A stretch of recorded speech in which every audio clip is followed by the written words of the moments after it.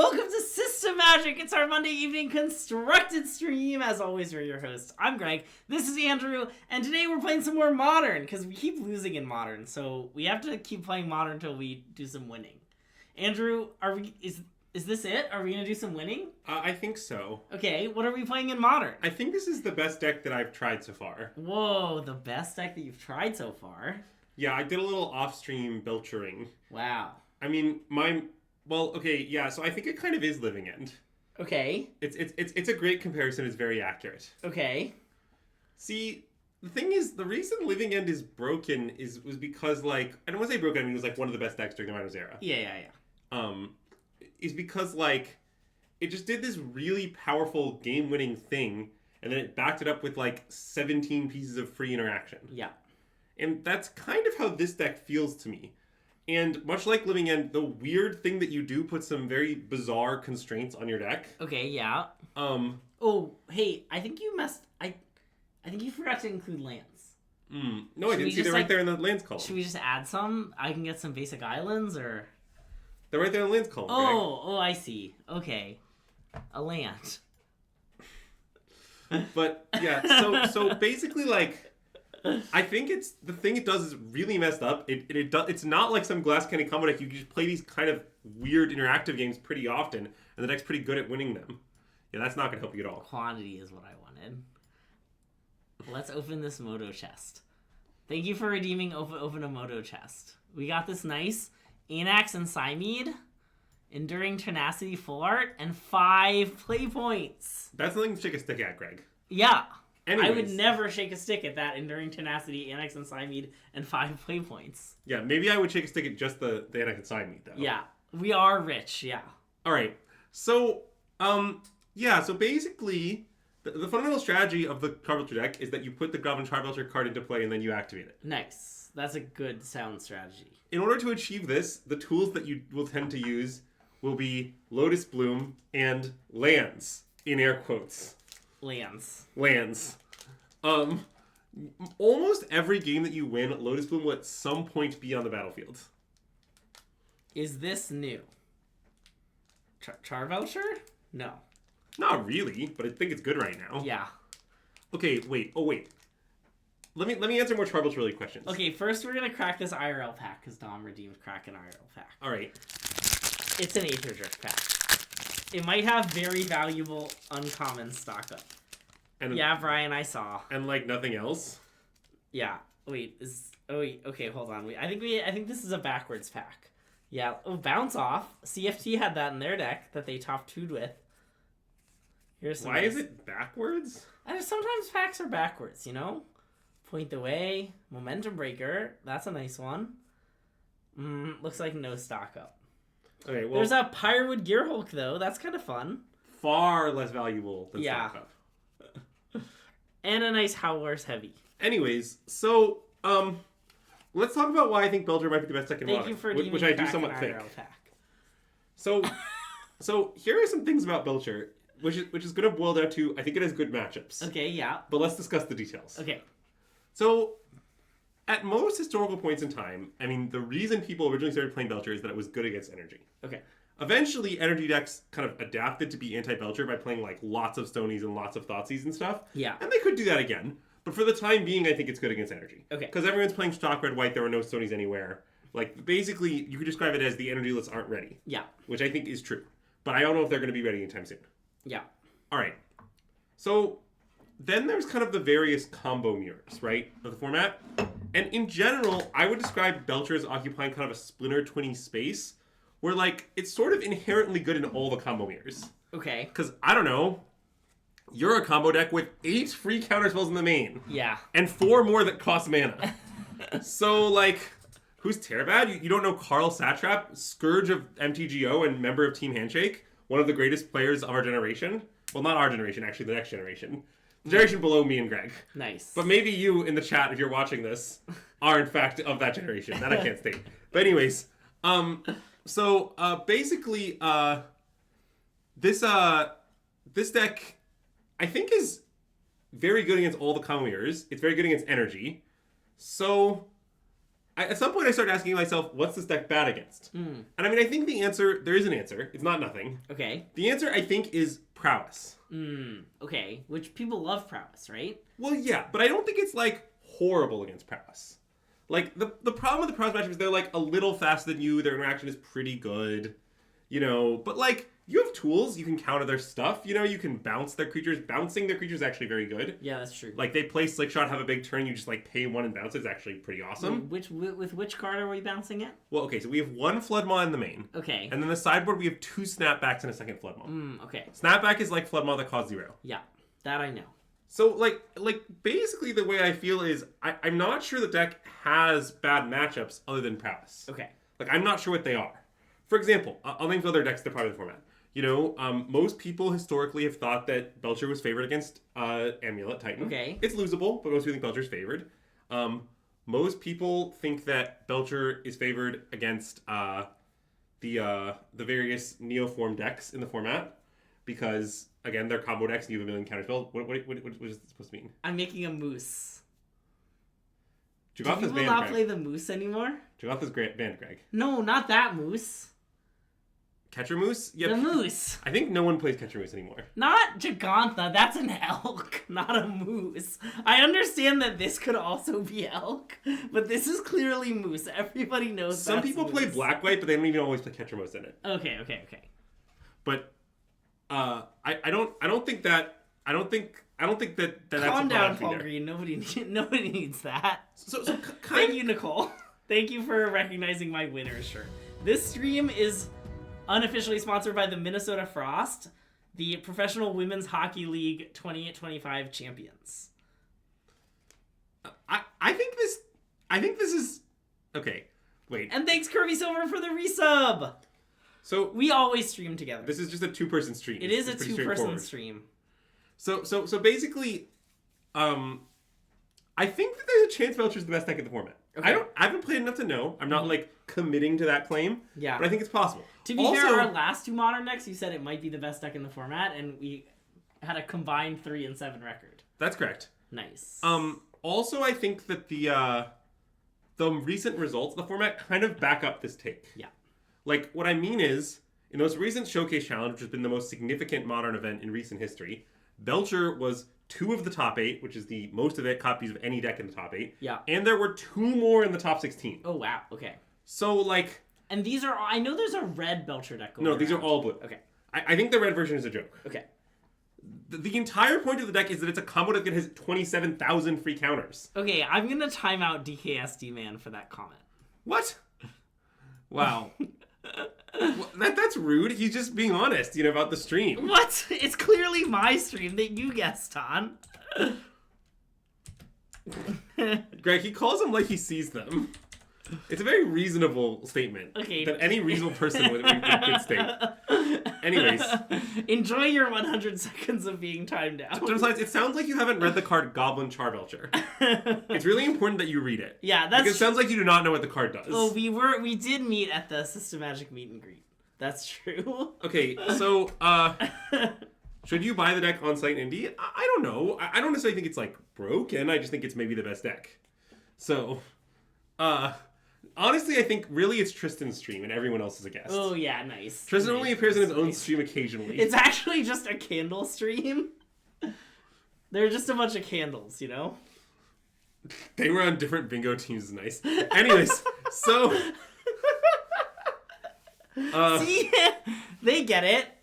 Great question, the Enlightened Master, about today's candle sponsor. I was hoping I had an ice-themed candle for the Minnesota Frost, but I couldn't find one. So instead, we have this lovely Create Goodness Today candle. It's from Target's new, brand of candles that tell you to do nice things. Today, we're going to create some goodness. It has notes of kiwi and oak moss. Wait, do they make candles that tell you to do bad things? Because I'm interested. The only ones we have are Create Goodness Today, and then the other one, which we did last time, which is Dream First, Then Do. Okay, wait. I just want anyone out there listening from Target's candle department to just put this out in the universe. If you make a candle that says, savagely dagger people, I will purchase it. That's creating some nice evil in the world. Uh-huh. Anyways, It is a little icy in color, yeah. That's what I was going for with the nice blue candle. Why are we playing actual Living End? We prefer winning to losing. Living End is unfortunately banned. Yeah. See, here's the thing about Living End. The fact that Consign to Memory stops your combo, you can't play Living End. Like, everyone's already playing 4 Consign to Memories. Like, everybody. Okay, small bad news about that. That card is good against us. We have some moves, but it's good. Okay. Look, I'm hyping up Belcher. Yeah. Also, I gave you credit in the deck name, even though I changed like 3 cards to your deck according to my whims. Nice. I'm also playing the Cerulean Drake that I don't really believe in, but you know you like it, so it's in the sideboard. I was kind of, oh, okay. Oh, you're talking about the Hope? Yeah, I think I'm Hope curious. Wow, should I also time out DKSD Man for 100 seconds for saying it's my stream and you guessed No. every day? I feel like maybe to I'm be pro consistent- dagger. Okay, well.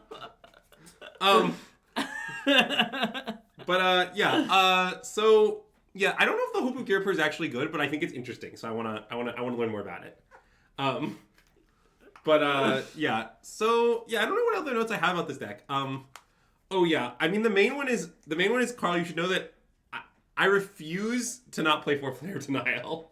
Nice. I'll be playing 4 of that card. Nice. I also don't side out as much as you do, and I refuse to listen to you despite your vast wealth of experience with the deck. Nice. But those are my main points of disagreement. Anyways, let's get into the fight, shall we? Oh, I guess I'll share another important point. So I played a little of this deck last night on a whim because I don't know, I was feeling it. Yeah. And my experience was that I think the deck is definitely good, but I let it down a little. Okay. It's a little hard. Okay. So that's the main issue with it. Oh, and the indie thing, we're not going to indie for reasons. Yeah. Mostly there's too many tournaments lately, and so we're not. Yeah. I'm actually going to a friend's bachelor party next weekend. I would maybe go to Indy if it weren't for the bachelor party. I will be in Las Vegas. I will be in Las Vegas for the PT. I will not be in Las Vegas for the PT. This is a modern gold league. Yeah, I've played a little in the gold leagues since we last, not like a ton, but I played a league or 2 of gold leagues off stream. Yeah. I think my take is they are slightly more weighted towards stock decks. Okay. It's not extremely weighted towards stock decks. Like it's not like, you know, you're not going to be blown away. But I think that if you like had statistical data, my take is they are weighted towards real decks. Anyways, my friend isn't really a Magic player, so. Also, I want to keep this hand. This hand seems good. Okay. It doesn't have any lands in it, though. It has so many lands, Greg. If anything, the hand's kind of flooded. You know, we have 4 lands. I wonder if this joke will ever be not funny to me. Okay, well, our opponent did play Stone Ring on turn 1, so that's a little unlucky. Yeah. Anyways.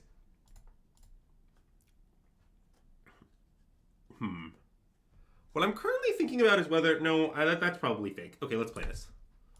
I was wondering whether there's any world where we ever want to preserve the Orderly Pause as the white source, but that probably doesn't make any sense, because the Lotus Moon should be the white source, it'll always be fine. What are they playing? I do not know. Okay. Field of Ruin Plains is a new one for me.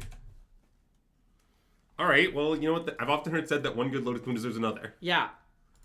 And I imagine we just play Hydroelectric Laboratory. That makes sense. Because the thing is, I sort of don't want to play the Seagate Restoration because I don't want to expose it to Field of Ruin. A really classic situation. Okay, well, our lands are being destroyed. It might be okay. I want Dark Intellect. Yeah. Because the 2 Lotus Blooms might be all we need, you know? Oh, that's good. Let's play that. Yeah. I'll have another Hydroelectric Laboratory, of course. Nice. Okay, I'm pretty interested in having a Flare of Denial. Me too. I mean, the only alternative would be to take land, but that seems kind of deranged.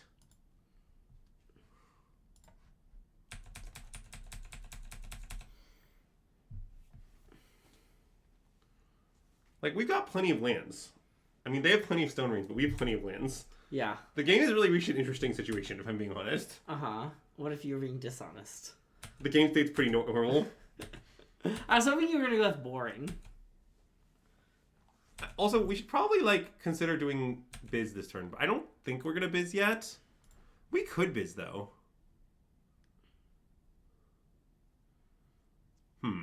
I really don't want that to happen.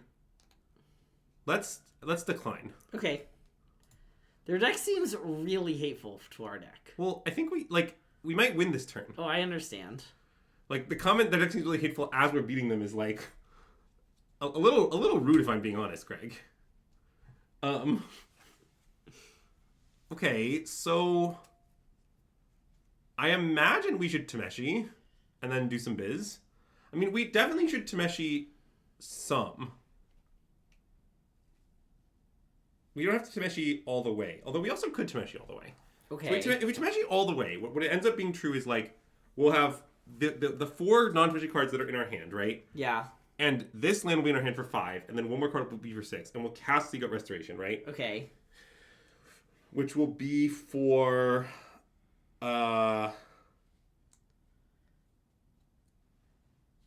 so I mean we'll draw 5, I think, is that right? Tameshi leaves where it places itself, the land enters our hand, it leaves our hand. Yeah, it'll be just it'll be exactly 5 cards. And we have enough we can do all that with the types of colors and all that?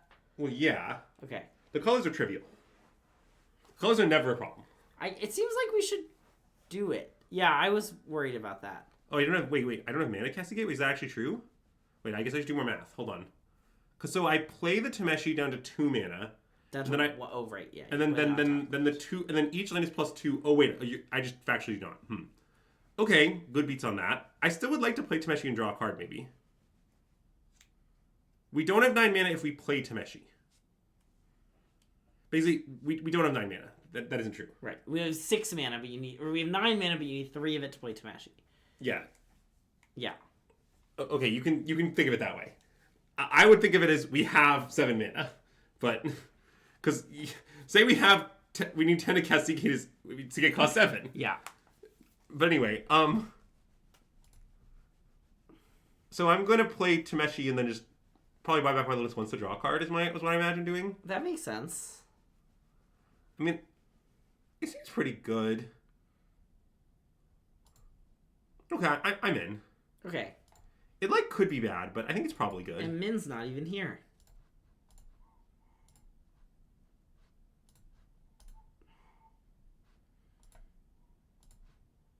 Nice, we got Stern Scolding. Okay, so I imagine holding up Stern Scolding does not matter at all. I assume it doesn't. All right, let's play Tap Jawari Disruption. But I have no idea what's in their deck, so. Yeah, no one could know that. Yeah. Oh, it plays Solitude. That's a good reason to hold Stern Scolding. I did not consider that card when making this particular decision. It's okay, I guess it wouldn't have mattered. Yeah, I mean, I guess they always just field us, so it probably never matters.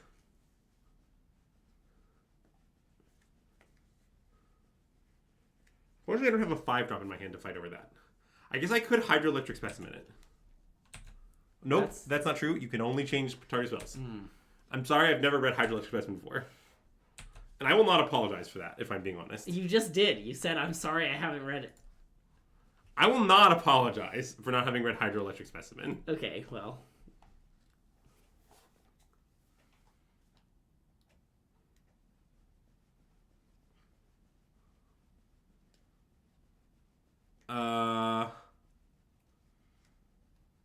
Alright, so I could let Tameshi go. I'm not sure if letting Tameshi go is good, though. It sort of seems like a Tameshi in play is worth more than 1 Lotus. Yeah, I think it is. So I think maybe I should just Stern Scolding. Sack it for blue and cast Stern Scolding. Okay.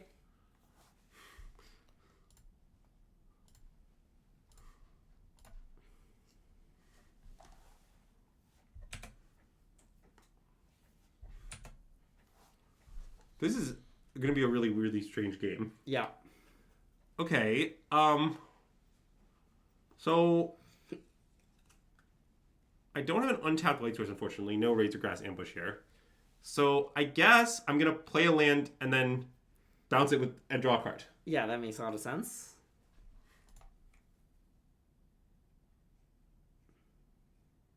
Yep, all right.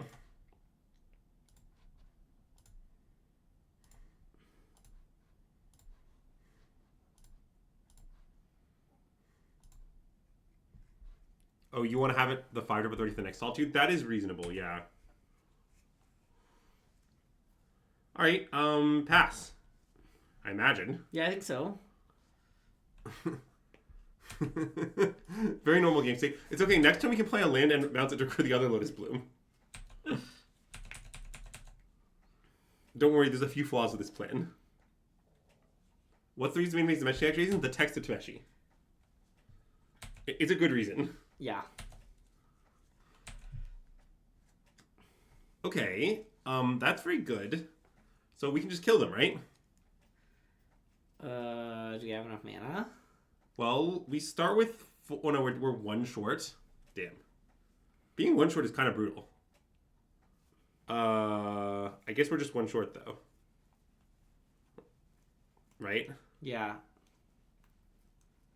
Because I start with 4, and I can Tameshi for +2, which is 6. But I guess what I can do is... Okay, here's the thing I could do. I guess I can't do anything that cool. Well, I can... Okay, wait. I can go... Let's see. I could bolt myself off the land, right? Yeah. Then I could recur the Charbelcher. For... Oh, no, none of this works. I did not cut the white on tap land, don't worry. I love the white on tap land. I mean, I don't understand why you believe playing a land, passing, holding shoal would cause us to win next turn. That just doesn't... what you're describing does not do that. Yeah. Like, they'll kill the land, and then what? We'll have made no progress. I mean, like, it's a line we can take, it just doesn't do anything. I think I can't make any progress. Like, I can slam Belcher, but then I don't have white mana ever again. So I can't Tameshi in the future. Yeah. So I think I should just take the same turn as last turn. I think so, yeah. Is my conclusion. I mean, it might be worth playing... Yeah, I kind of agree with Terribad that we should start letting our lands get wasteland. We just, like, throw our lands in the grinder? Yeah. Okay, I'm interested.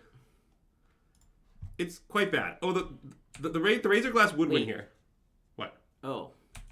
Do we not want to draw a card for free? Oh. What do you mean for free? I see. Okay, yeah. I understand. Do you want to draw a card at great cost? Yeah, okay. I think it's important to check for a basic. Maybe one has appeared recently. Yeah.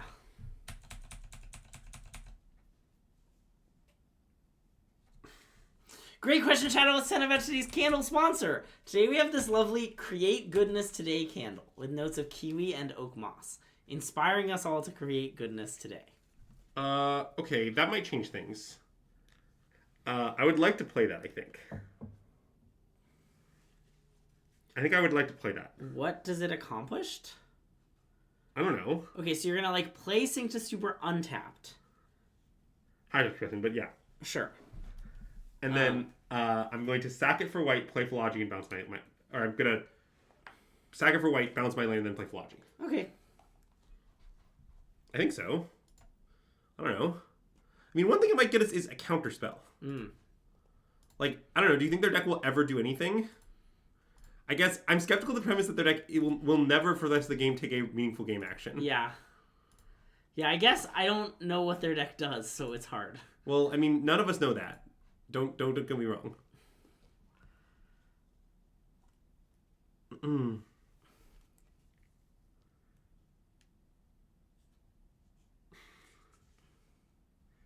So that does word training? I guess not really.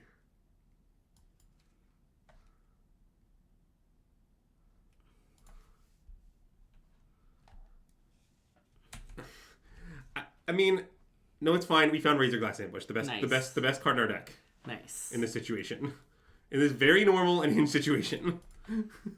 Okay, can you attack for 2 though? Oh my god, I'm willing to attack for 2, but it's only for the crowd. Yeah, I know it's for the crowd. I want the record to reflect that it's not clear to me this is meaningful, but I will do it for the crowd. As a member of the crowd, thank you. Because now we're really cooking. Now I think we're going to be fine. Okay. Oh, because we can play Razor Glass. Yeah, and use to recur Lotus Bloom. Yeah. Just immediately. Yes. That's pretty nice. And then preserve our white mana for later also. Yeah.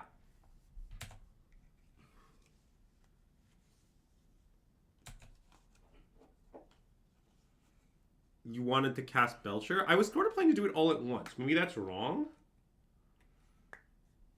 Solitude. Alright, I'll counter it. I got plenty of those.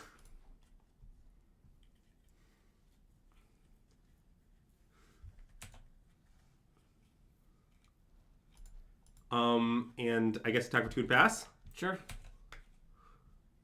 And next one they just dead. They look dead to me. And we have counterspell backup as well. The Razor Grass ambush really coming up just titanically huge at this game. Our opponent was just not ready for Razor Grass ambush. I mean, I don't have to say. Skyclave.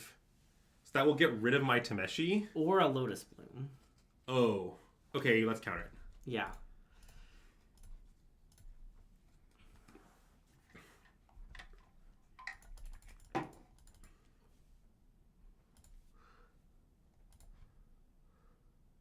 Okay, so the right way to do this, I think, is to sack this for blue, play white, and then play Belcher just gets reprieved. I think it'll be fine. Okay, so I'm gonna make mana first, in other words. Right? Yeah. I think that's the move. Seems like the move. I mean, what do we do if Belcher gets reprieved? I don't know, probably just chill. Okay. It'll be fine. Like, now we're making progress. Yeah. I mean, we're running out of life points, I guess, but it's a pretty soft limitation. Yeah. So, sack this for blue. Play this. Get back Belcher. Sorry, get back this.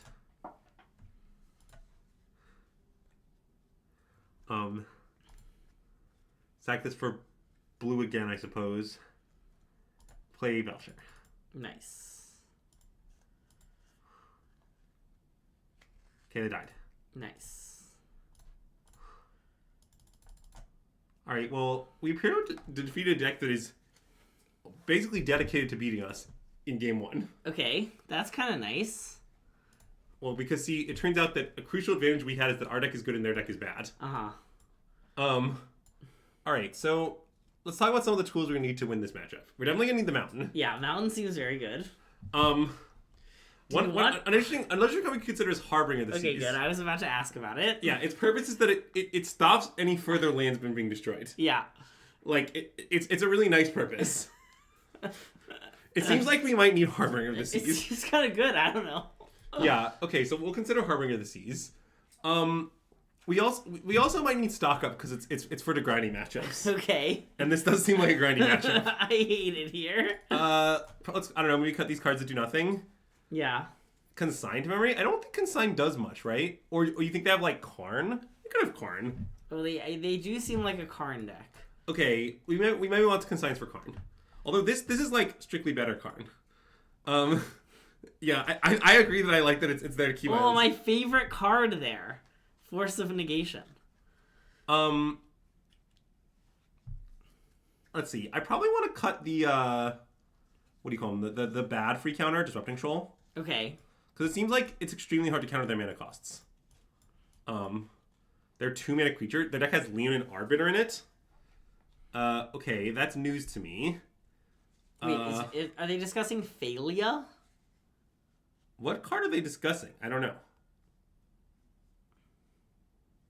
Wasteland is not a trigger. Oh, White Orchid Phantom. Oh, White Orchid Phantom. Sure. Okay, then in that case, we maybe want Spell Snares. Okay. I mean, maybe I should just leave 2 Disrupting Shoals. Leave 2 Disrupting Shoals, though, honestly. Like, maybe like Disrupting Shoals is better than Force, for example. Okay, maybe. But I don't want to cut a land even though I'm boarding them out. That seems probably illegal. I agree. Okay, well, let's do this. This is probably fine. Okay. There are like 2 Karns. That is pretty little Karns. Maybe the Consigns are bad. Ooh, nice. Crack another IRL pack. We're going to crack another Ether Drift. pack. See if we can get another stock up. Thank you for redeeming Kraken IRL pack. All right. This is our last Ether Drift pack, so. I'm gonna keep this. It's not a great hand. Some nice commons. That's a nice common. Walking Sarcophagus. High Noon, huh? That card is not good against us. Our deck is in fact very capable of winning while casting 1 spell per turn. Assistance. Burnout Bastronaut. Oh my god! We opened a River Fire Verge! The most valuable card in Ether Drift, I assume. Thank you for redeeming Kraken IRL pack. We should have cracked this before the RC. It would have saved me many dollars. Yeah, but, you know, I think everyone here on the stream likes occasionally costing you some nice dollars. Yeah.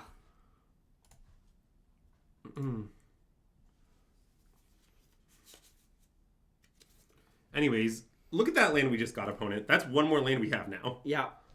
They can't take that one away from us. And I guess I'm going to play a Sporific Springs and pass with Hardcast Flares up. Yeah, that makes sense.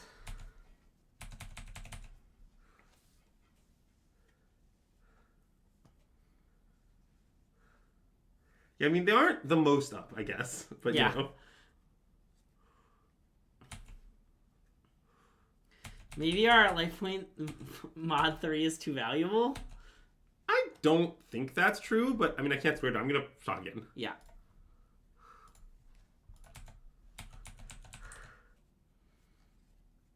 The mountain is just very good. What do you mean? You want to be able to find a land. Everyone boards these specs against you. Like, what do you want? Yeah. No, okay. If you don't understand, you need to read Goblin Tribal Stone Size. I promise. Yeah. Look at the text of the card. You need to understand what the card does. Yeah. Maybe I should play Tameshi, actually. I think maybe that I should. Okay. It's not a perfect plan. What do you think? Actually, this seems bad. I don't like that it'll get solituded. Yeah. Besides, I want to have triple cancel up. Yeah. Despite the fact that I may not have it up. Yeah. How many Field of Ruins are there in Modern? Is it 12 or 8? I don't know, many. Okay.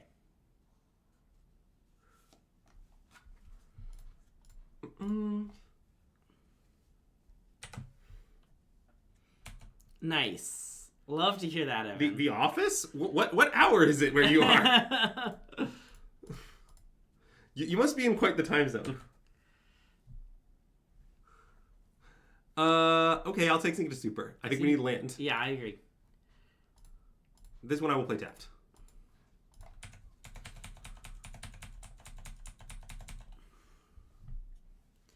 Yeah. It could be other Evan, you never know. I think I'm closer to playing no basic than to playing island. Whoa. But, well, the problem with the basic is that sometimes you draw it. Anyways, alright, I guess that happens. Sure.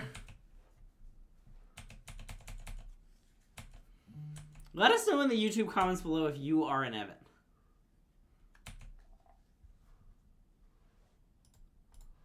Okay, so now we can do some...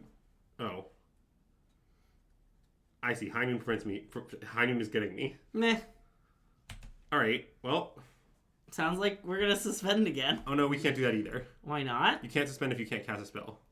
It's rather than cast this card from your hand. So wow. Because, yeah. It's very bad against the card High Noon.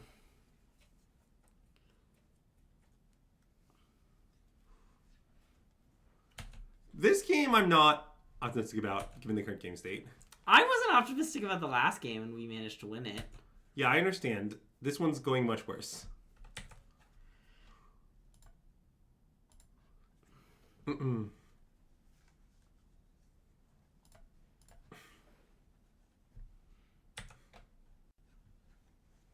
Like, we're almost out of lands. In total. Sorry, that's what I meant, Carl. I agree the words I said are nothing like that, but that I promise that's what my head was thinking. Yeah.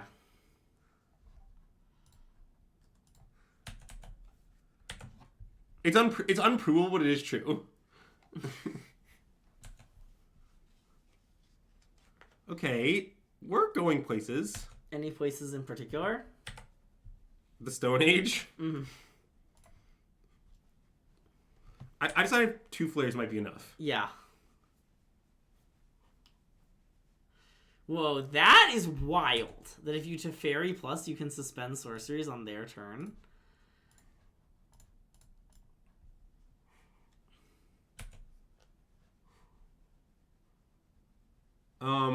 Sure. Well, I mean, actually, maybe I want land. Yeah.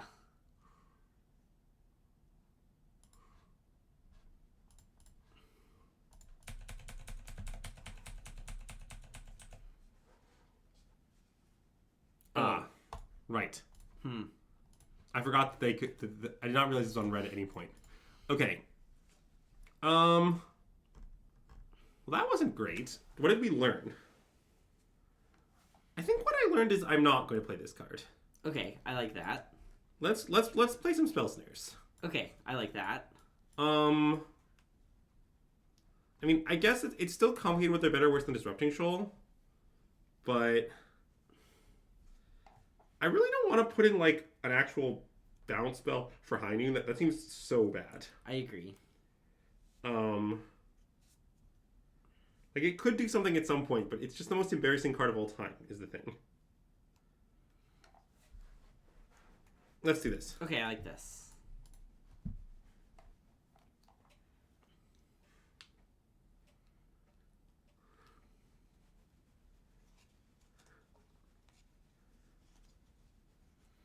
Look, what you have to understand is that secretly everyone is Goodle. Anyway.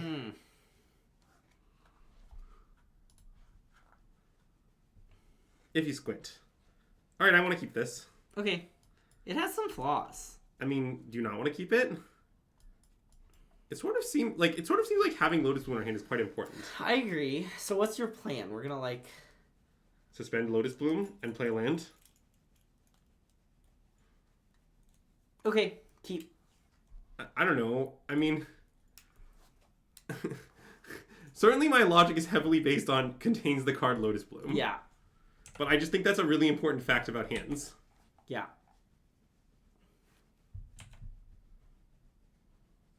Okay, that might be good. Nice. Our best draw would be like, well, I guess it depends on what they do. Okay. I don't think that will matter with this hand, but you never know. The game have ended in weird places. Nice. Okay. So let's play Hydroelectric Laboratory. Yeah. And I imagine what we want to do is pass and whir for Lotus. Yeah, and try and kill them. Yeah. Okay. We also could Flare of Night something as the situation demands. Yeah. But I imagine it will not demand that. Have either of us ever won a Lotus Bloom in a tournament? I mean, okay, I attended the Time Spiral pre-release. And famously, it was the pre-release promo.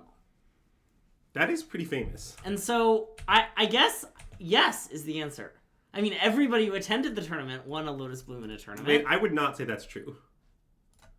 See, in order to win something, you have to win it. So you don't think getting it as a free... Getting it for free as well as showing up is distinct from winning it. That's distinct from winning it? Yeah. Anyways, I think we just beat them. I agree with Tom. It's a participation trophy. Well, first of all, it's factually not a trophy. It's at most participation object. So, let's discuss our options. I'd probably just want to flare this chant, I imagine. I want to flare this chant. Since if we draw a land, they die, and if we don't, it seems kind of good.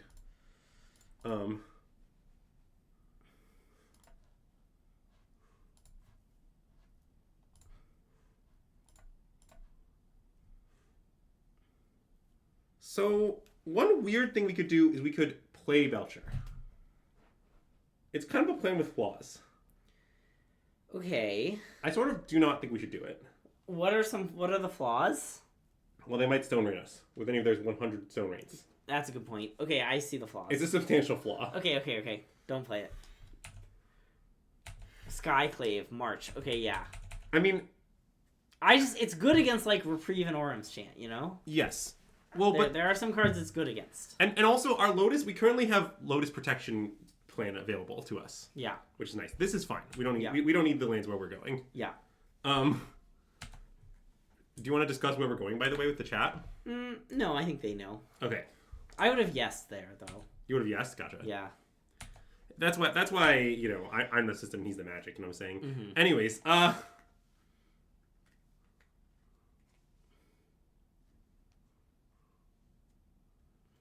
okay, it's time to implement the Lotus Protection Plan. As discussed. Sack this. Whirr! Bloopity bloopity bloop bloop bloop.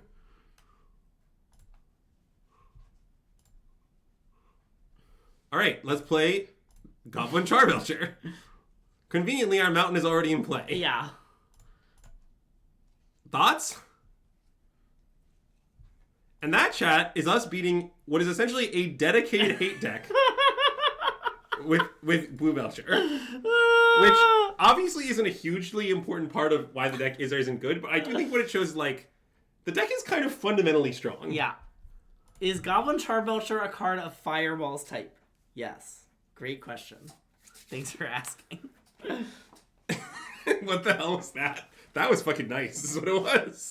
Mountain and Razorgrass MVPs in the Mono-Blue deck. Yeah, exactly. You get it. Yeah, it's a Brewer's Paradise. Okay, this hand has some problems. Oh.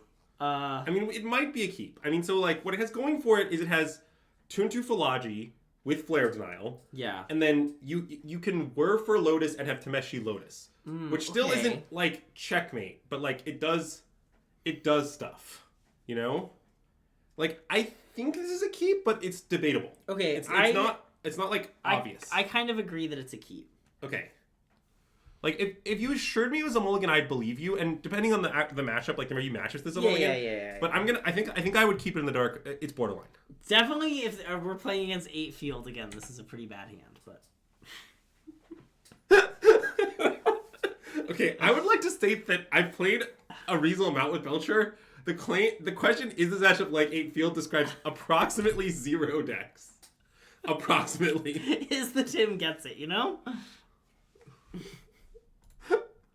Oh, man.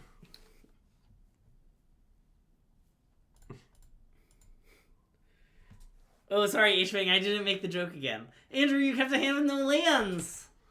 Alright, well, they got us. I feel like we've been got. I don't really know what our opponent's playing, by the way.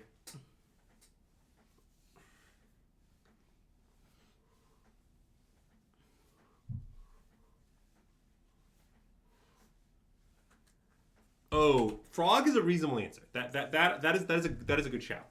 It definitely might be Frog. Okay, the Frog matchup, I suspect Frog is probably a little ahead, but it just can't be that bad.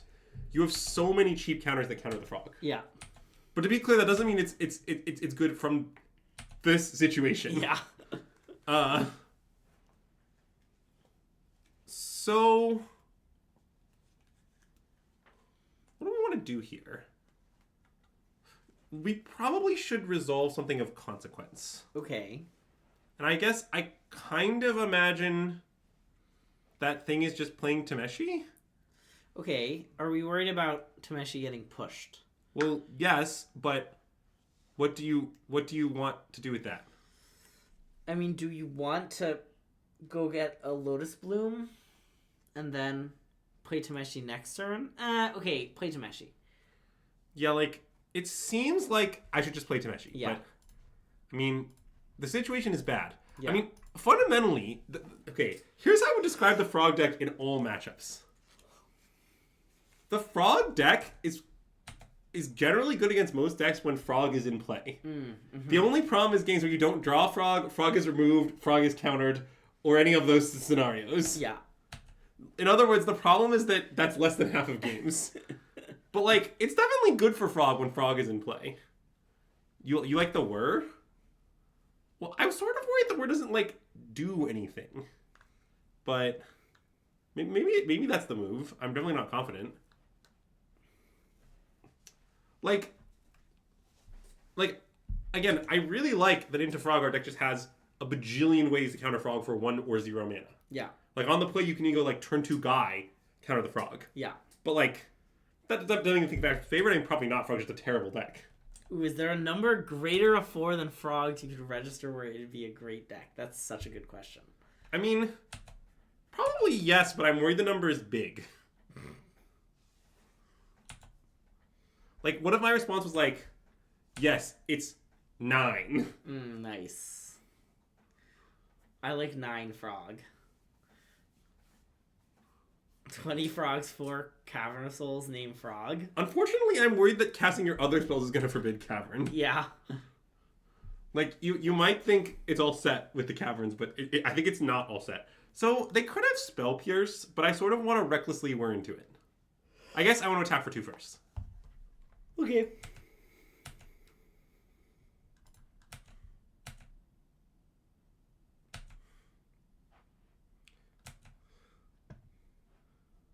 I mean, there's some weird stuff we could do, I guess. We could, like, sink the frog. Maybe sinking the frog is nice. Can we discuss sinking the frog? Aren't they just gonna untap and replay the frog? No, we're sinking on their turn. Oh. The point is to draw a counterspell.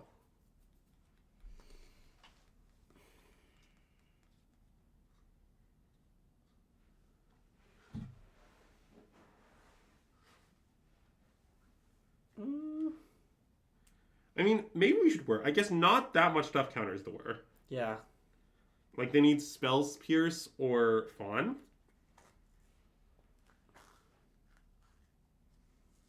I feel like sinking the frog is not a very good play.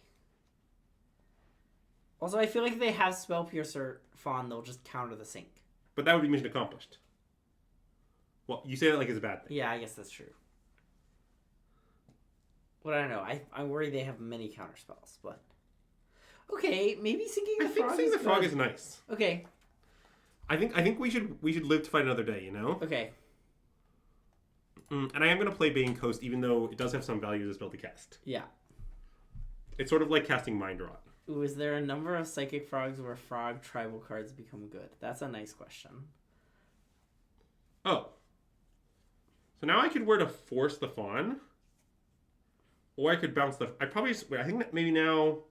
Hold on. I think now I should whir. Okay, I like whirring now. I mean, now I could even potentially whir and then, like... Maybe I'm supposed to sack my Tameo? I don't know.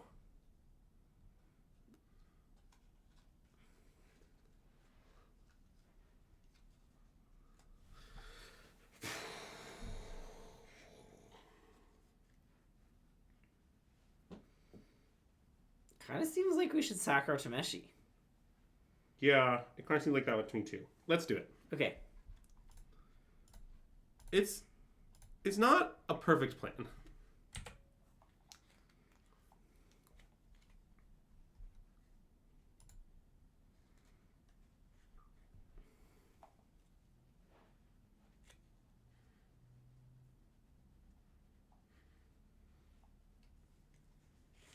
Are any of our lands the nice one? Unfortunately, no. We've got Spurvik Springs, Bane Coast, Jawari Ruins, and Hydroelectric Laboratory. I actually think Bay and Coast is the nice one. So that's actually what I meant. Okay, well, we also don't have Tameshi in our hand either. Oh, that's unfortunate. I mean, we're definitely losing at the moment. I wouldn't say we've lost, but I wouldn't say things are good. I can't say I know what that means. Chad is just discussing frogs, okay? That's what they do.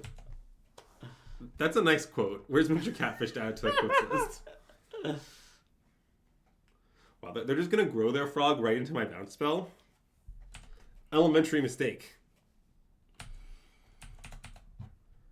Look, the frog players just play the colors they want, is what you gotta understand. They're playing the moose, right? That's what the white's for? I don't think so. Don't people play frog and moose in the same deck? I don't think so. Okay. At some point, people played frog and moose. Okay, that's true, but that point is in the distant past. Okay. Okay. Oh, pest control. Okay. I promise that it's not. A frog's problem is not just energy. Frog's problem is all aspects of the modern format. Okay, we seem deceased. But, you know. We definitely cannot concede. Okay. I mean, what if they just don't have a counterspell and we draw Belcher? Yeah. I like, did you just put a stop in their upkeep for fun? I was thinking about using it. Okay. What, you never thought about using a nice upkeep stop? Then decided against it? I'm hoping they discard more cards to the frog. Oh, you want to just go to 2, is your plan? Well, no. I mean, I'm probably going to discard bounce the frog in all worlds, but I'm hoping they discard more cards to the frog. Oh, wow, they did it. Like, I was always bouncing this frog, but maybe they'll discard some cards first. Alright, let's bounce the frog. Yeah. See? Wise waiting till the combat step there, Greg. Yeah, if they had had that Psychic Frog and Fatal Push in hand, it really would have... Okay, well, they didn't counter my Synchronous Tuber when it would have been lethal. Yeah. So, presumably their card is not a counterspell. I agree. So if we draw Belcher, we just win, right? I think so. I mean, I'm not saying it's a good position. I'm just saying we have 4 outs. Yep, their card was an Earth, apparently. Okay. Well...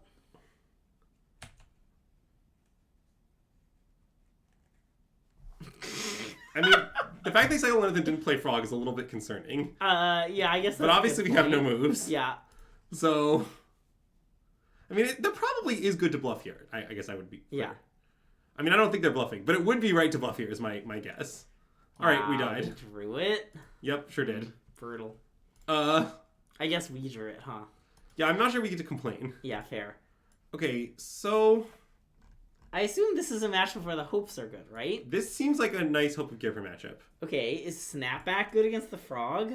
I do not think Snapback is a legal card to have. Okay. Flood Maw might be legal, Snapback is not legal. Okay.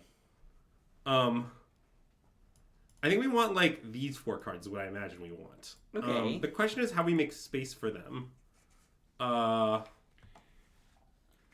mean, do you want to cut the 1 Flood Maw on our main? I don't know. Maybe...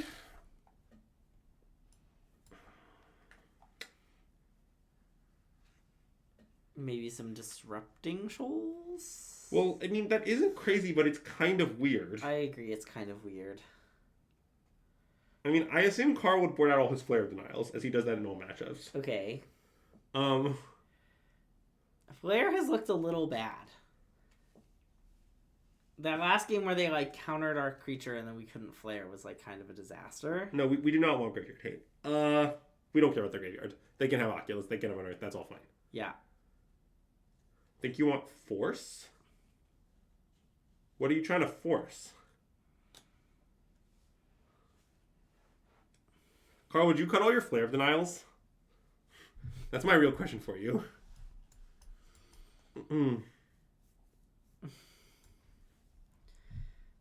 Well, I love there's a free guide on Twitter I saw. That's some nice commentary. Yeah. I mean, like, this is sort of hinged. The other thing we could do... Oh, wait. Wow. A nice Miser's Flare of Denial. The other legal maneuver is we could trim the 4th Tameshi. Trimming the 4th Tameshi is hinged. Okay. Is it Tim the answer to that? It's just yes. I don't know if we already answered that, but...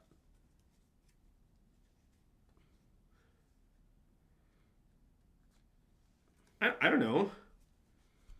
I'm worried about, like, having a big Tameshi turn that, like, still doesn't, like, maybe it's never right. Oh, it's kind of a clunky card. All right, we can do this. Okay. I don't know if it's right, really. What is Flusterstorm for? Just winning Counter Wars. Okay, yeah. It's very good at winning Counter Wars. Yeah. We definitely want the Flusterstorms. Okay. I feel strongly about that. I don't feel strongly about any other aspect of our sideboarding.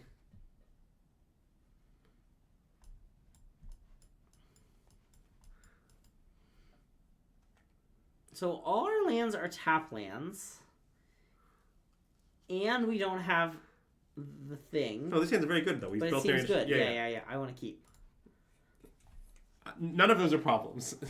I understand. I was just pointing out some flaws. But Andrew, the hand has no lands. Do you think this bit will get old at some point? Not for me. YouTube commenters, please chide Andrew for all the hands he's keeping with no lands. I understand that Fluster is for consign, but like it seems good against Frog. I don't know. Thank you, H-Fang.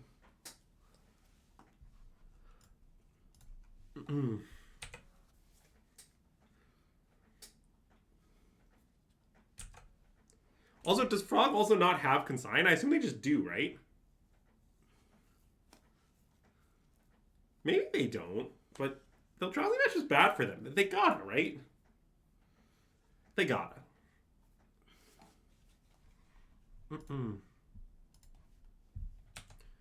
I don't understand the Mono-U Belcher deck, is the way that I feel about it.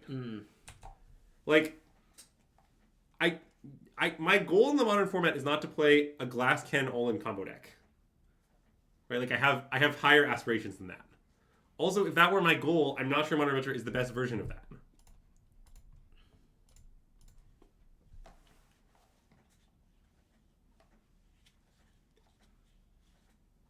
Exactly. There is no Neoform server. There's just you talking about Neoform in a random server. I think our Twitch chat is the Neoform server, actually. That is true in a sense.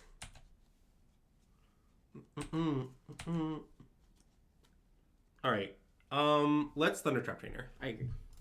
And then, I guess I will... I don't really need to leave up mana, is the thing. Yeah. Like, I don't know what I could possibly Flusterstorm. I kind of want Flare of Denial. How deranged is that? I don't think it's that deranged. Lotus Bloom does look good. The YouTube comments below are the Neoform server. Yeah. I mean, like, maybe I should take... the Lotus Bloom because, like, it gets us closer to, like, doing something. Yeah. It's kind of glacial, though. I don't know. The Flare seems kind of good to me. Yeah. It's, like, hard for me to imagine losing. Let's take Flare. Okay.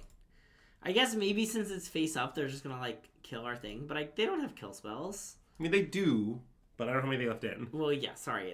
I meant post-board. They don't have kill spells, but...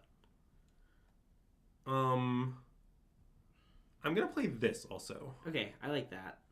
It's because I want to keep a 2-drop in hand. Yeah. I mean, I'm also gonna shock, but it's because I want to keep a 2-drop in hand. Yeah. What's the best card in the deck other than Belcher Lotus? Probably Whir, I imagine. Notably split card Belcher Lotus. It's just a card in our deck.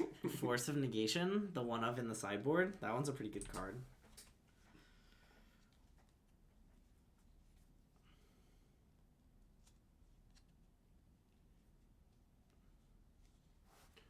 Unearth the Frog. Okay, I don't want that to happen. I maybe just want to...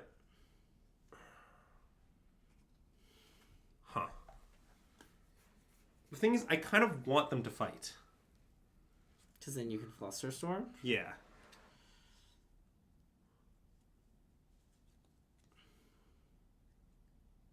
Well, I certainly could show Fluster. See, the appeal of Flare is that you, like, flare while the flaring's good before they, like, remove our creature. But that might... Maybe that's just a silly concept. Maybe the Shoal Pitch Fluster is kind of a nice line. Okay, let's show Fluster. Okay. Well, I mean... Yeah, I think it's supposed to be this, but I'm not certain. Okay.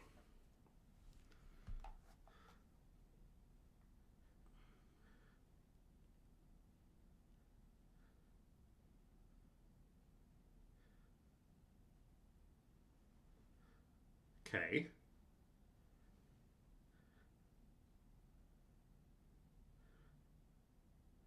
Battle Fluster. Yeah.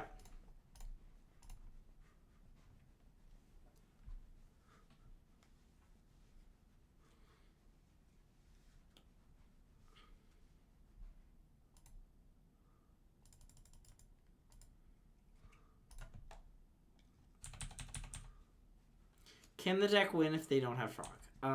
No? Maybe? I mean, yes, but I mean, they can like cast Oculus and stuff, but it's not very good at it. I mean, like, we're definitely not out of the woods in this game. But, attack for 1, no land, pass. Agreed. I guess maybe we should. One argument for playing land is that next time we can just cast Disrupting Shoal for 2. Oh. Okay, play the land. Yeah, I convinced myself also with that argument.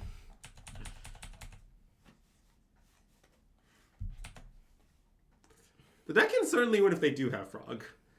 Again, that's not the problem with the Frog deck. The problem with the Frog deck is not how we win in the games where we play our Psychic Frog on turn 2. Well, look, it's consigned to memory. So what, this is Oculus, probably? A nice Oculus for the road. A nice Oculus as a treat. A nice Oculus to remember. You just gonna keep going, or? Yeah. Okay, let me know when you're done. A nice Oculus is in the eye of the beholder. Hey, Zeriac2, thanks for the raid! Huge shout out to everyone coming over from Zeriac2's stream. We're SystemMagic. I'm Greg, this is Andrew, and we're playing some Mono-Blue Belcher in Modern. Because it's nice. Because it's nice. We currently are 1-0, having defeated a dedicated hate deck. Yeah, I did like that we beat the dedicated hate deck. I like how many ways you could counter that eye. Yeah, I mean, some of them were better than others. Yeah.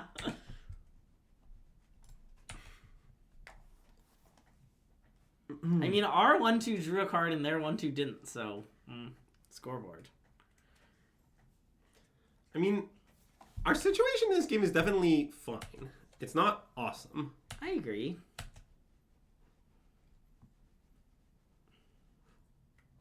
Yeah, I'll play that too. Seems like it. Here, I guess I'll attack first. Do you think we'll ever reach the point of casting Suppression Rays? Because that'd be real nice. Oh. It just taps their creatures? Whoa, Greg. That's not what it does. I understand that then you can pay any amount of energy. But yeah, do you understand that you can pay any amount of energy? It really didn't sound like you understood that. Look, I played a lot of that limited format. I played it to an impressive 3-3 record at the Pro Tour. That is impressive. I'm impressed. Also, Attila's joined us.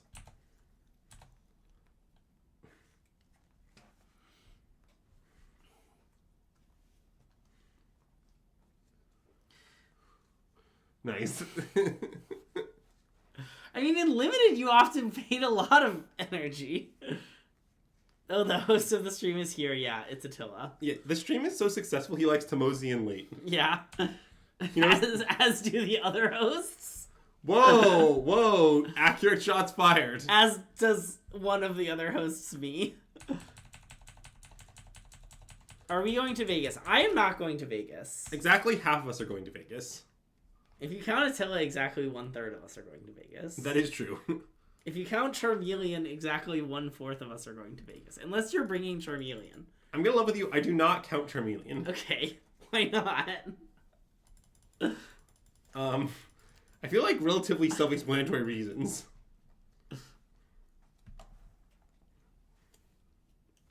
I am going to Vegas next weekend, though. Actually. Attila shouldn't count as a full person? Whoa, you can't say that. Yeah.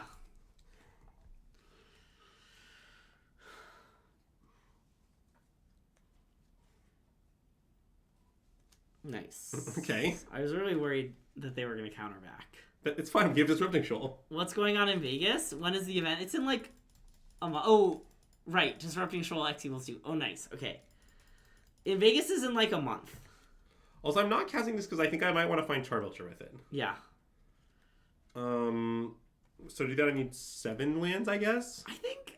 I think Belcher is really not like Charmeleon, if I'm being honest. It is not very much like But Charmeleon. the card Belcher is a bit like Charmeleon. Yeah, the deck is, I think, extremely not like Charmeleon complementary. Yeah.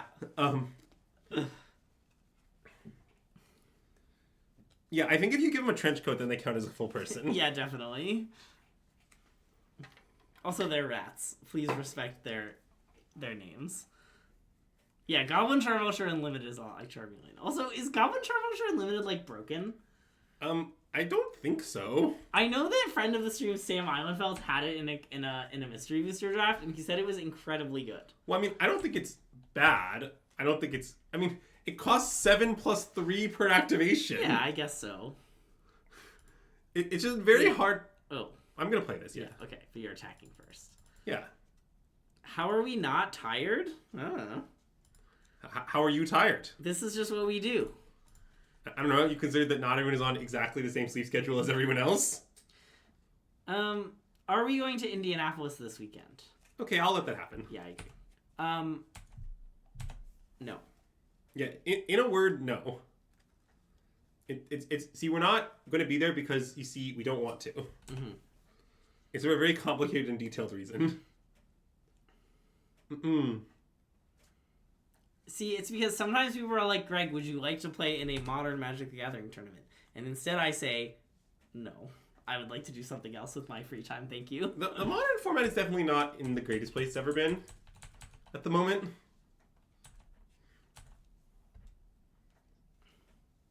Okay, well, let's suspend Lotus Bloom right on time. Nice. Right on time. I like that they're down to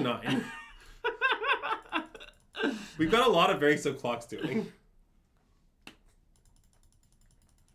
When was the greatest time for Modern? I think like circa 2014. Not a joke. I mean, that's fair. I also didn't enjoy playing Modern in 2014. The greatest place? Oh. Wow. Fig Norton, that's great. I can answer what the greatest place was for Modern. That is... It's certainly Grand Prix Boston circa 2015. This was a 2,000 player Modern GP. They don't make them like they used to. I mean, I'm going to counter this. Yeah. I mean, I don't know. Maybe they have... maybe they're going to counter back or something, but such is life.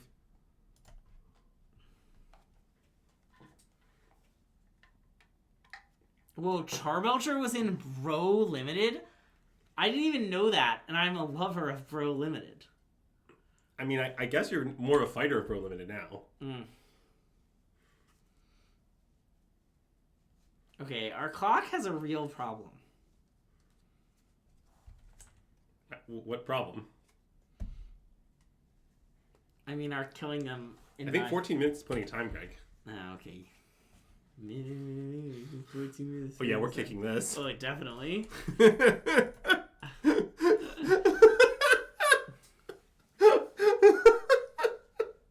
Attila is like, why are you being so loud? He didn't really understand. Bro Limited was my nickname in college. How far out is the Lotus? I think pretty close. 2 turns.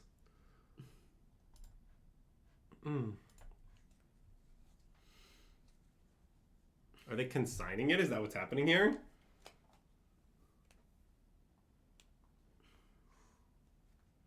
Kind of seems like it. I mean, that's a good play, I think, but there's not much we can, like, do about it.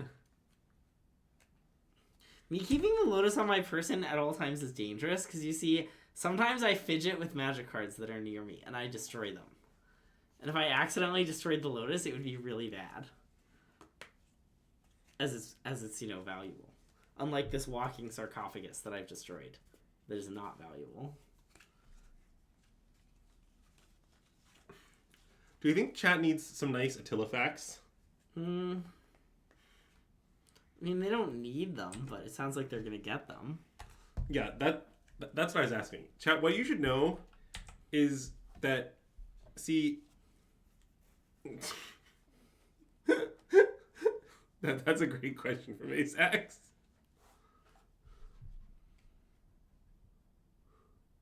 Wait, do you want a double block? Oh, I guess, yes. I want a double block.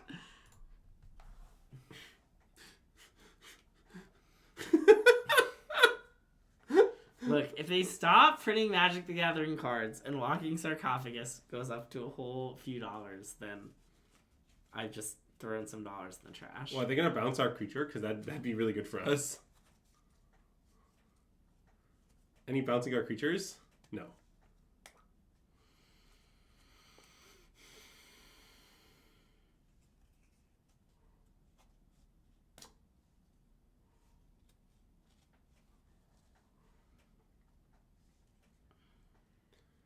Okay. I guess we have some problems. Because the problem is we're going to be dead before our Lotus Blend suspends. Yeah.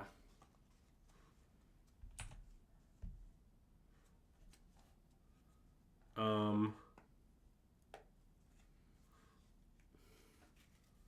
mean, that's very good, but it doesn't, in fact, save us. Oh, yeah, you guys are right. We cannot unspin Lotus Bloom.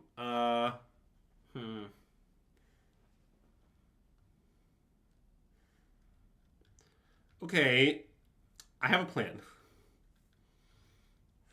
I like the plan. I know what the plan is.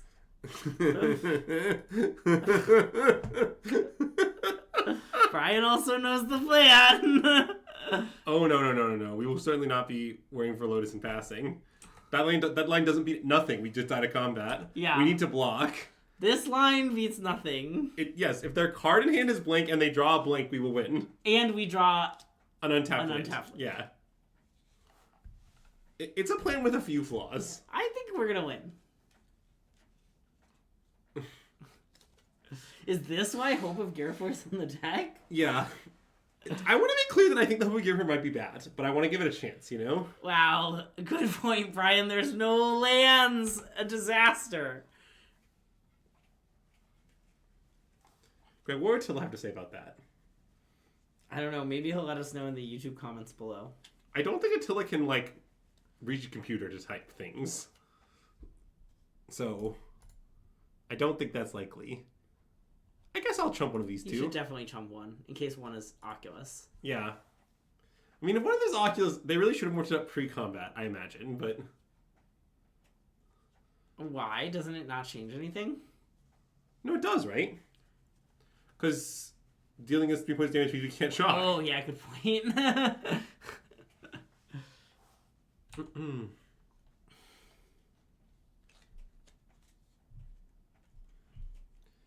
You realize your land can cast Teferi.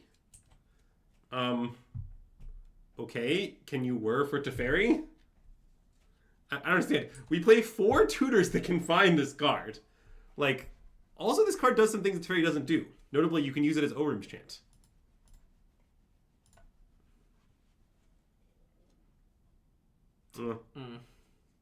Alright, let's cast and see if they have a counterspell. Yeah.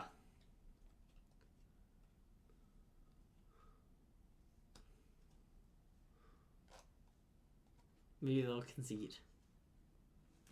The point of Gyarafor is not to be a blocker. It's to be Overim's Chant. Yeah. You can buy a turn or force through. Wow. All right. So we would have won had we drawn the land, unfortunately. Yep. Yeah, I mean, tight match. I mean, I don't know. We lost game 1 because they unearth cycled into a counterspell. We lost game 2 to not trying to win the last turn. But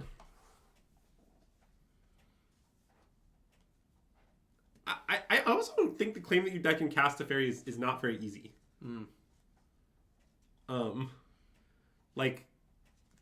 Sorry, aren't you proposing casting it off 5 total sources or something?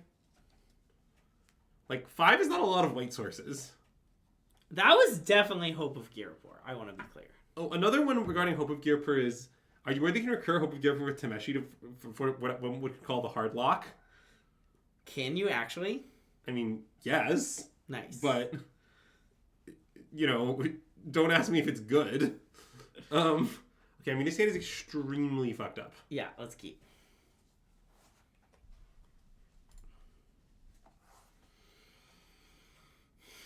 I guess it doesn't currently have a free counter, but that's fine. It has a plan to obtain a free counter.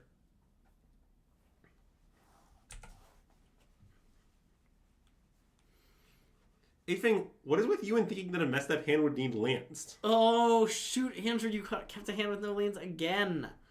Look, I'm telling you, no land hands are the best hands. Have I taught you nothing? I mean, probably yes, to be honest. Yeah. I learned everything from chat. I just ignore what you say.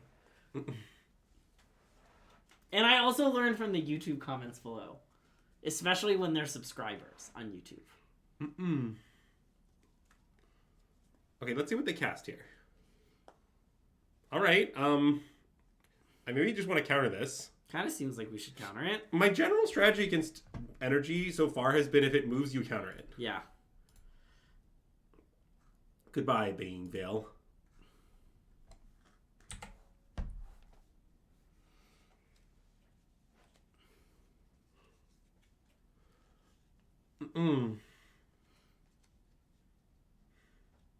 Kind of Souls doesn't move is a nice comment. I couldn't have counted Destroy Souls wasn't in my hand then. I know. But I also like the implication. You know, you don't counter it anyway. I hope the card they play has exactly CMC4.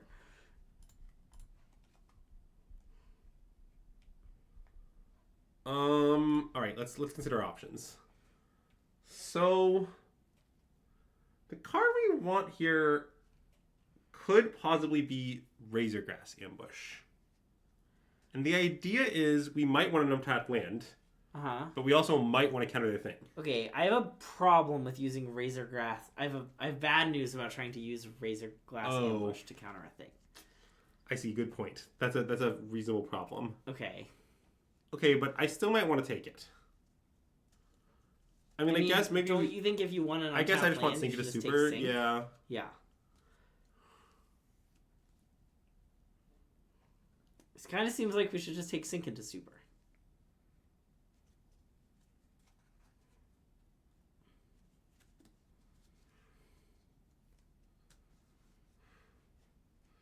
I do not think Razorgrass as a spell is going to come up. All right, let's take Sink into Super. I want Sink into Super. You convinced me with your facts and logic. It's all right, Terribad. We got there. Don't worry. We figured it out in short order. All of us together as a team, contributing equally, figured it out.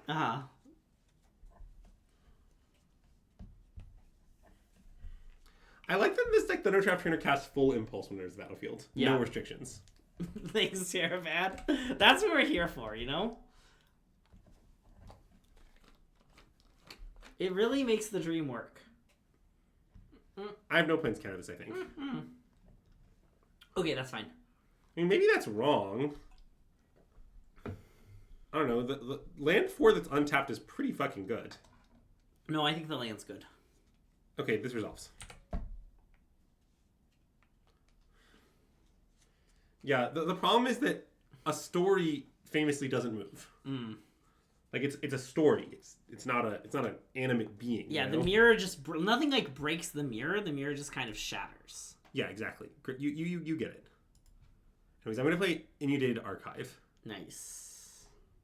Would you say that that's one of your favorite kinds of archives? Okay, Terribad, you said you played 200 plus games. How many times have you cast Waterlogged Teachings or whatever that? Yeah, that's a good question.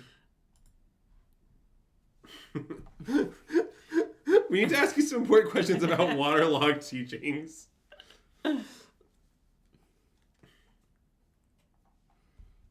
Wow, they got a Flage. Wow, you cast it a lot?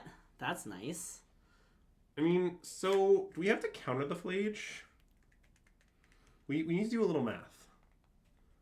So the Flage deals us... They kill our blocker. The Flage itself is 9, 10, 11, 12. It looks like it does not kill us. Yeah. Wait, hold on. We need to do more math. So the Flage... Okay, the Flage will put us to 12. 4. Or put us to 4, which is exactly enough that we can still shock and Charbelcher.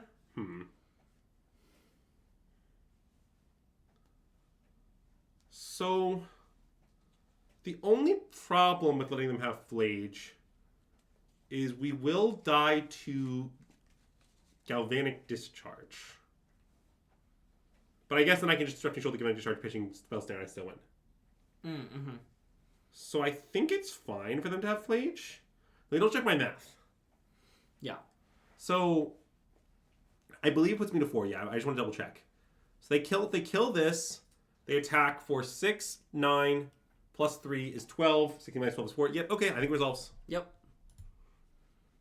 And if all the helixes go face, then we just chump the Flage. Yeah, that's definitely doesn't matter. Yeah. I can prove it's war damage to kill Thundertrap Trainer.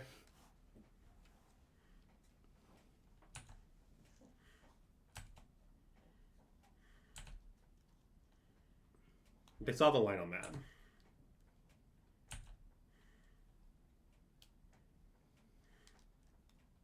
be clear, the reason we diagonal on discharge, they can stack the trigger so they get the treasure token, then the guy resolves, and put counters on something. I thought you just meant that they could kill the Thunder Trap Trainer with Galvanic Discharge and not with the Flage Trigger. Oh, sure, you could do that. I mean, I think it's probably worse than what I said, but yeah, okay. It is legal.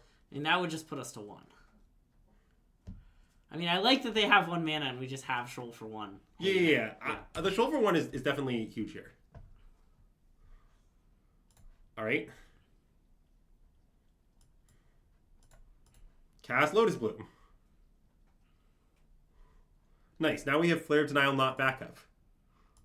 I love Flare of Denial, not backup. We modern. That was kind of a sick game. We combo them from 1 life. How much more exciting does it get? We.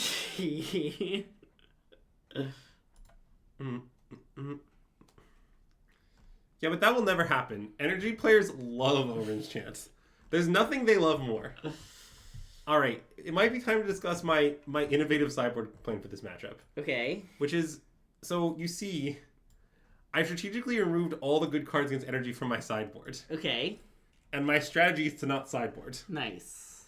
I've wondered if the stock up is good, but I think the matchup's too fast for that.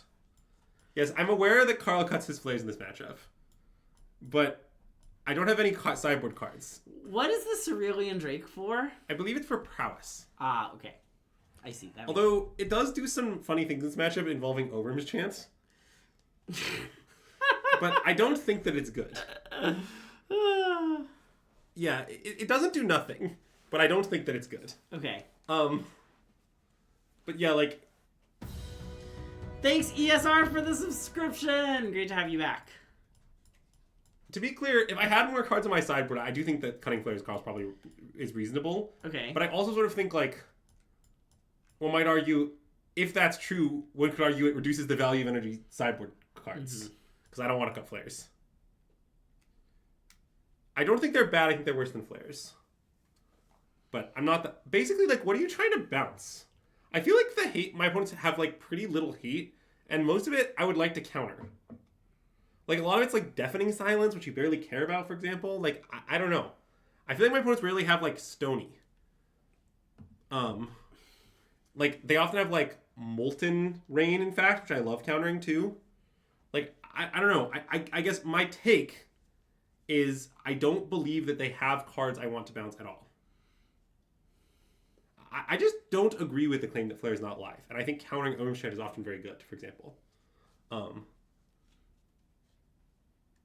Alright, I think we should play the 4 flares. Well, I mean, I might want Flusterstorm. That's what I'm thinking about. To counter. Molten Rain. Yeah. I often have Flusterstorm to counter Molten Rain. They never have those cards, Zoe, is my experience. My opponents never play those cards. If they did, I would put it in for sure. Well, yeah, I mean, it's conceivable that, like, this is a good... I mean, I also don't really want this card. Like, I kind of want to do this. Okay. No, I mean, I think Flusters are maybe good, because my opponents always have chance of Molten Rains. I guess, like, obviously if I knew their list, I would do something more, detailed here. Yeah. But, like, against generic list, my kind of guess is everybody has 4 Molten Rain and 2 chance. Drake is for Prowess. Also, I don't think Drake stops Stonebrain. I mean, it stops Stonebrain in a sense, but... I think Fluster's very good, and you should definitely have it. If you think they have Molten Rains and chance, which I do. Oh no, a hand with no lands. Unironically.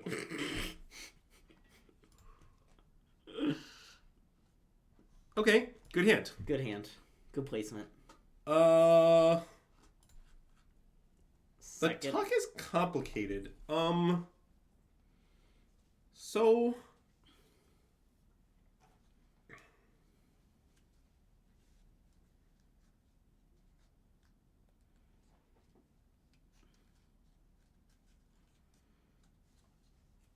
Well, it's not straightforward.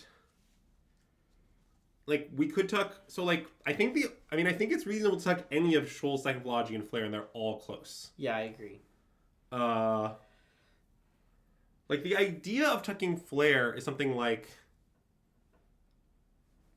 We might want to... I kind of want to tuck Shoal. Yeah. I kind of want to tuck Shoal, too.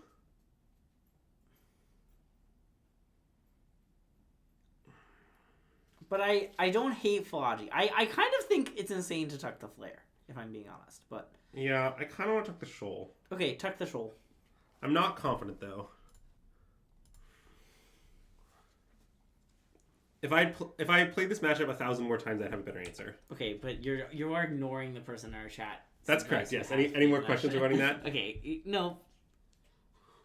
I just needed to point it out. Okay, great. Let's shock and leave up Stern Scolding. Okay. I will Stern Scolding anything that moves here. Okay, even Guide of Souls? Yeah, even God of Souls.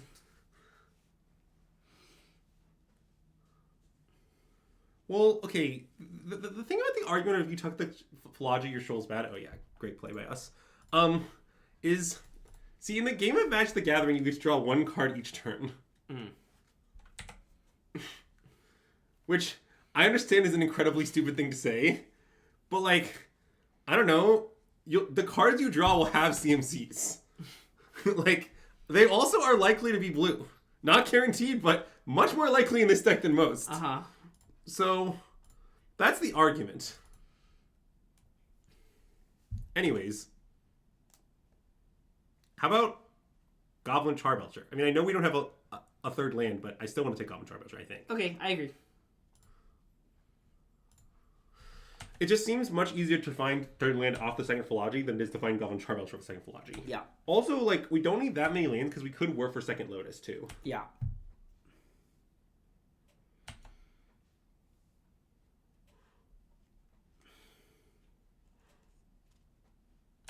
How elegant do you think their parlor is? I think pretty elegant. Oh, they've been Blood Moon. Okay, that's, I guess, kind of scary. It's not that scary. Ah! It prevents you from casting your cards that require blue mana to cast, which is not that many. Okay, well, if we don't flare this, we'll never be able to flare anything. Seems like we should flare this. Yeah. Also, if we flare this, we get to own the libs. So keep that in mind. What? In what way did you own the libs? What? Flare did something. Well, but if we had a Shoal, we could have countered it with Shoal. Yeah, that's true. I know I can still flare on my turn, but I still think probably I'm supposed to play this. Andrew, I would like to officially remove own the libs from your vocabulary. Wait, why? It's kind of nice. Is it kind of nice? Alright, well, that's suboptimal. Oh no, it was hydroelectric specimen. Yeah.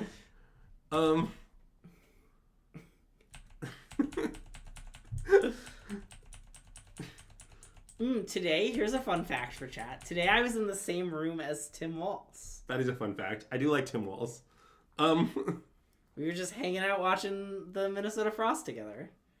I really don't want to counter this.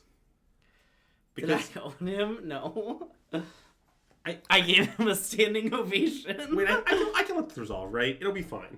I kind of think it'll be fine. I need my Philology to find lands. And okay, I've decided it'll be fine.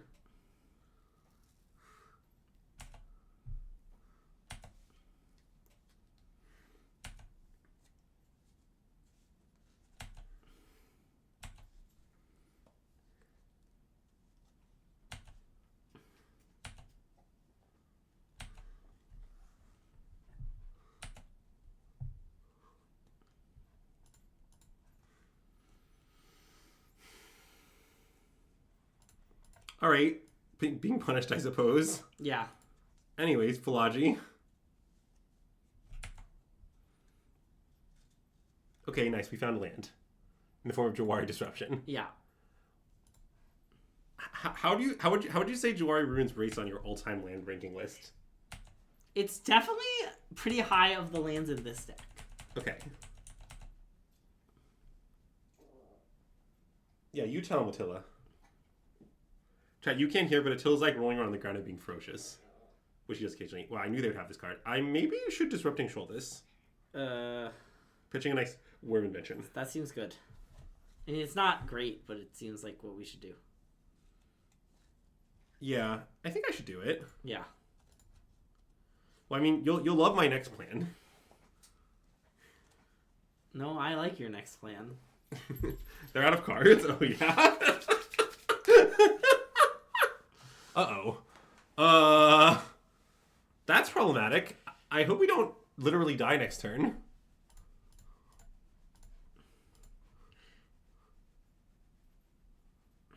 mean, I haven't, like, done the math. Kind of seems like you should play Thundertrap Trainer. Well, I mean, ¿por qué no los dos? Yeah, good point. Let's play Thundertrap Trainer first, though. Yeah.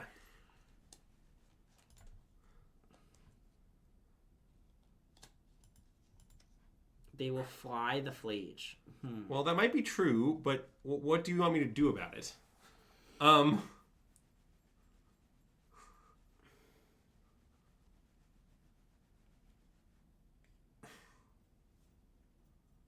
So...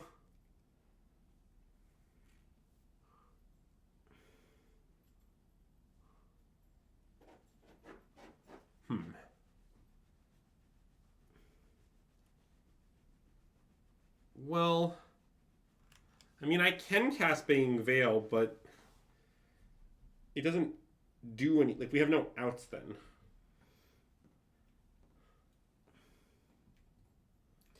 Seems like we should play a tap land, pass, and hope they don't see it. You're trying to, like, bluff them? Like, I kind of want to play Charbelcher in case they don't see it. Well, if we play the tap land, then it doesn't matter, right? I see. Or you can just concede because we're dead. That's fine too. No, I'm hoping that they don't see it for Okay. reasons. Let's take, Seagate Restoration. Okay. But I want to cast Charbelcher Okay. for reasons. Okay.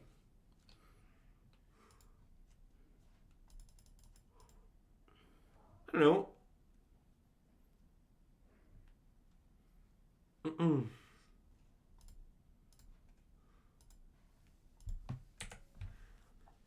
Maybe they'll play in Flare of Denial for some reason. I don't know. What I think we're certainly bluffing interaction. Do you not see the card in my hand? But now they know they have to go for it. I guess that's true. Or if you hadn't played Charbelcher, then you're actually okay, bluffing interaction. okay. Fine. I'm just pointing out most of our interaction doesn't cost mana. Yeah. So it's not like... Well, I mean, them drawing Static Prison, might distract them from killing us. A really classic argument there. We might have won in paper. What does that mean? They might not have noticed their trigger. Okay, we've died. Yeah. So, what have we learned? They showed us Blood Moon. Is really the only thing of note that happened. So we could want Force of Negation. Yeah, I don't think we do, though. Could have distracted them in paper with a little dance. Yes, I agree that Entombing Flage was problematic. Yeah, I don't know. I want to submit, I think. I agree. I feel like I learned very little of note. Wasn't Flare great in that game? Yes. Also, it would have been great as well. Yeah. Like, since if we'd had Flare, we would have been able to counter the Flage at the end as well. Like, the argument of our Flage with something else, you would want to just total nonsense, I think. Now, that's obviously independent of the question whether the card is good in the matchup. Maybe it's still bad, but I'm just worried that, like, you're playing a Flare deck, and you should just play Flares in your Flare deck, basically. I'm worried it's the whole thing is, like, outsmarting yourself. This hand, we probably have to mulligan. Yeah. If it had a second land, I think I might be in. If this was a land. Yeah.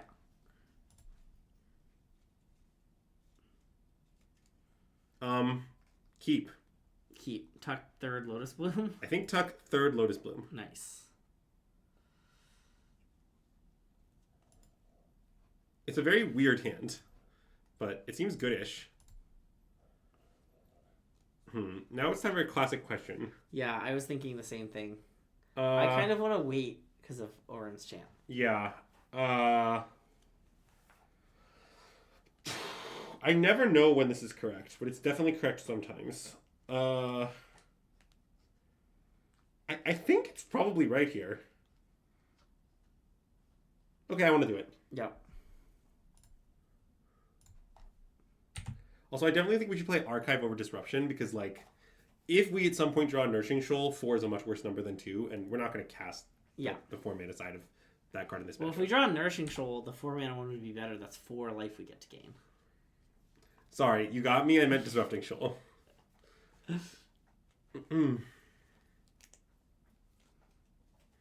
Look, I understand that we might be able to flare an Overenchant and stuff, and I understand that we would, but I also just think it will be fast enough, is the thing, right? Mm-hmm.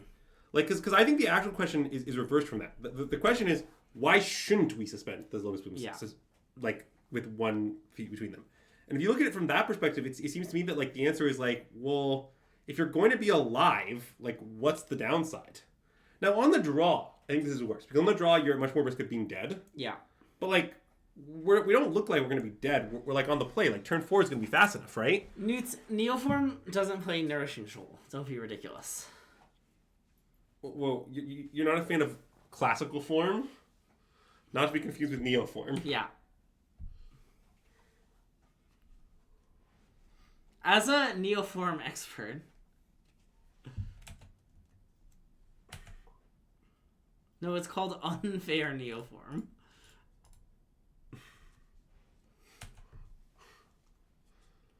Okay, I imagine we should take Goblin Charbelcher. That seems pretty good. That's what I want to take.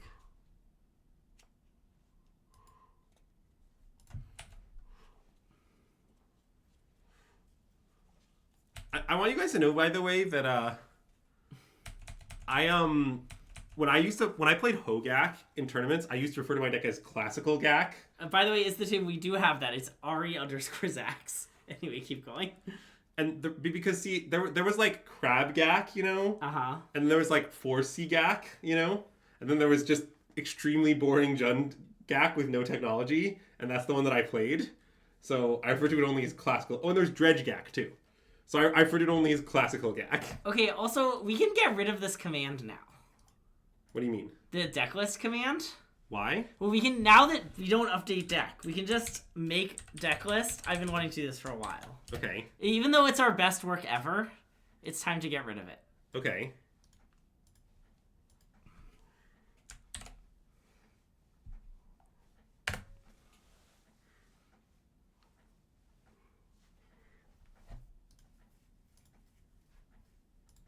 By the way, can we have a quick discussion about cards we might prefer to be in our hand right now? I'd like to discuss it. Okay, yeah. I'll name some cards, for instance. Schmear of Schmile. Yeah, they rhyme with Schmear of Schmile. Yeah, okay. If you'd like, I can also name some cards I don't wish were in our hand right now. Schmin to the Schmudschma. I was going to go with Bin to the Blood Maw. Okay. Blood Paw. You don't have to add the same letter to each one, Greg. That's true. Mayor of Aberbook would be nice. You can read the backside while your opponent's tanking. It has so much text on it. Do you know what the backside is named? Nope. No, me neither. There's something Alpha. Howlpack Alpha, maybe? Or that's right. Or is that a different werewolf? No. It's Howlpack Alpha. Okay.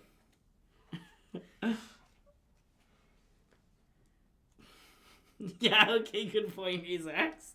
I've aged myself with that comment.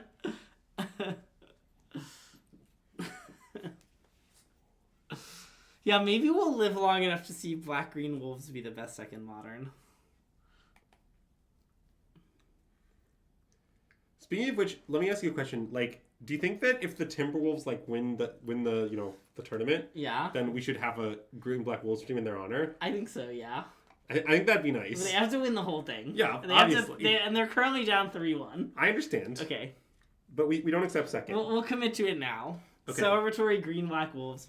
And I'll wear my greenish Timberwolves jersey and it'll be invisible. Sure, and I'll bring my Black Wolf. Nice. He's not green though. Okay.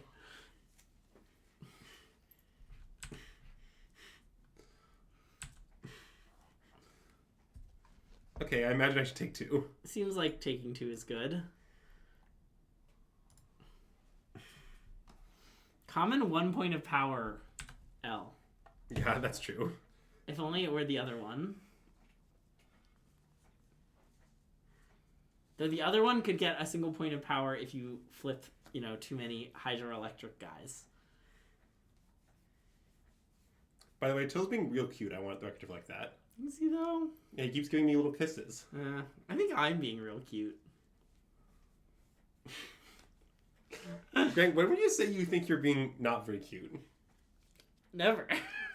All right, good talk. I don't know. Sometimes you have a not that cute day, I know that, but Attila doesn't. Yeah. Well, I know when Attila gets back from the groomers and is fully shaved. Uh-oh. This was the card I was hoping they don't have that I didn't put any outs to in our deck. Uh-oh. Because my opponents never have this card.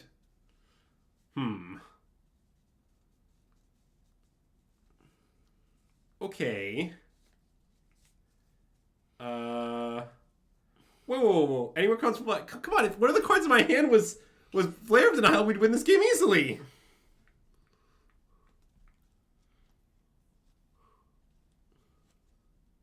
I guess it resolves. Yep.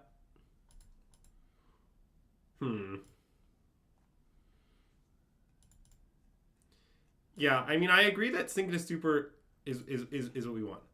Well, obviously, I definitely don't expect that my opponents will play the exact list. I think it's more like in the absence of information, I have to sideboard against something, right? Like, obviously, it'd be better if I had perfect info about what their deck list looks like, but I don't have that.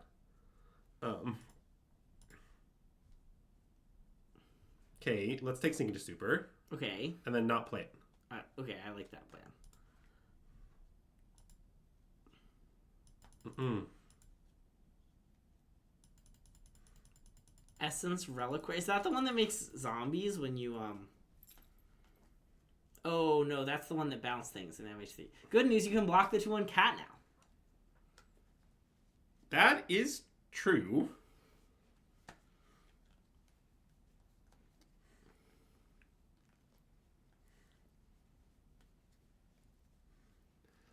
Look, Arboreal, you're not really going to convince me by repeatedly saying those words. You can do whatever you want, but I'm going to tell you, you said those words a lot of times, and I wasn't convinced the first 7 times. The other thing, time number 8, I'm going to be convinced. I feel like Andrew usually gets convinced around time 11 or 12, if you want to just keep going. That makes sense, yeah. That requires a lot of perseverance, though.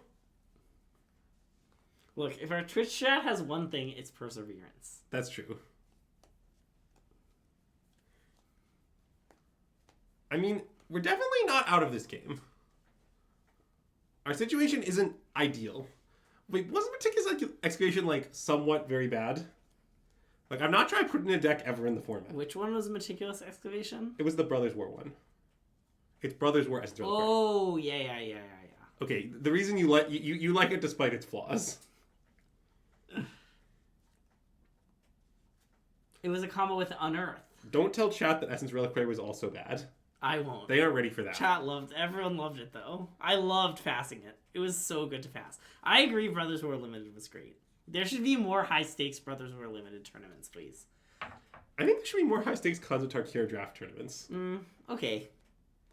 But it's okay, though, because I know there's going to be at least one high-stakes Final Fantasy Team Sealed tournament. Nice. That will be won by me, Greg, and MSJ. See, thus being Greg and MSJ's best limited finish of all time. Yeah, what Andrew doesn't know is that MSJ and I always lose at Team Sealed when we play together. And Andrew's like, it's fine, I'll solve everything. It'll be easy. So. Yeah, and I will, and it'll be easy. Okay, well. Do you think our opponent's screen peeking and they're waiting for us to stop talking about nonsense and hope we'll discuss the game? Well, yeah, they're going to be waiting a long time. I mean, to be clear, I don't think Essence Reliquary was, horrible. I don't think it's, unplayable. I do not think you should pick it high basically ever. Yeah. It's just, the format was just fast enough that, it was very hard to play something tempo negative. Kind of no matter what your deck actually looked like. It was just so common to play this card and just, instantly lose. Yeah. But obviously, if you can reach a board state with your stable with it, often you take over. But it's just... It's really bad to play a card that costs 3 mana and doesn't do anything.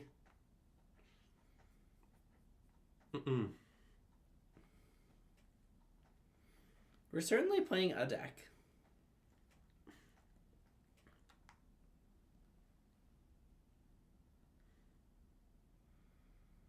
Oh, okay, I agree that if you want to have Essence Reliquary be good, you should, like, wheel it. But I feel like people were like, when we were drafting on stream, people were like, take this card second, it's so good. And it was like... I think even at the PT, yes. I do not believe that is what people were doing with the cards. Yeah. I don't think we have a quarrel with trying to wheel it and making it good in your deck. You could not wheel it at the PT. You just don't. And that's how I feel also. Yes.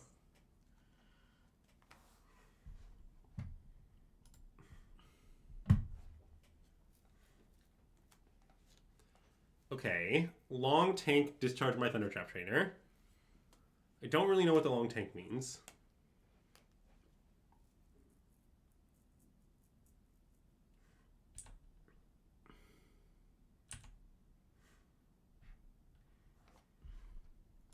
Okay, block the cat as planned. Yep.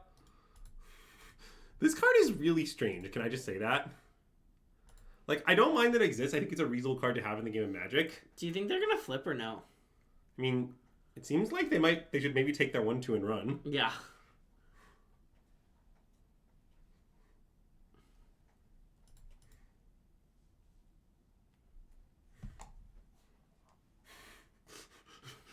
Yep.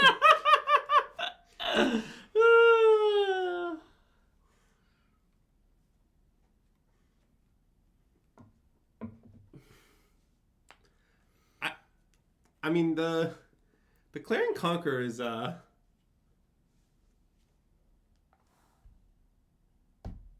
okay.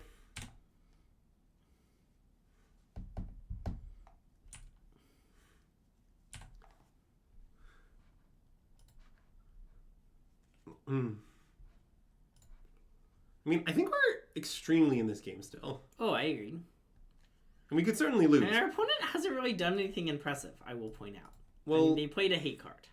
I mean, I think that, like, isn't that uncommon. Like, I think Energy Deck isn't that good at, like, having his fast clock and pressuring you substantially. Okay, I'm going to take Suppression Ray. I like that. Then I'll suppress their rays. No, you'll just be orderly.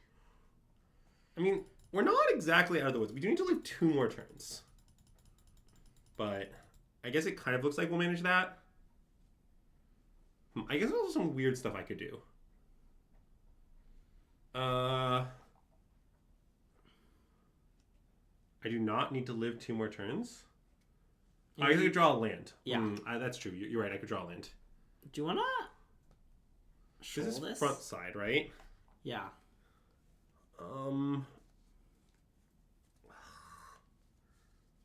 Maybe? It's like shoaling Ragon.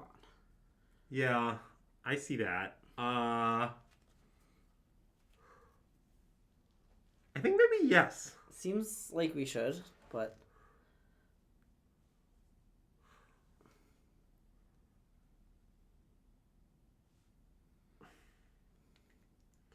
Okay, wait. I just want to think about one weird thing. So let's say we let this happen. Then we could EOT Whir to 9 mana. And then untap Bounce the Conqueror win. Wait, sorry. How are you casting Whir? Tapping 3 blue mana. Whir for Lotus Bloom. Oh, end of the next turn. Yes. Okay, I see. But I guess if we just bounce it... Okay, I guess that doesn't matter. Alright, I'm in, I think. Yeah.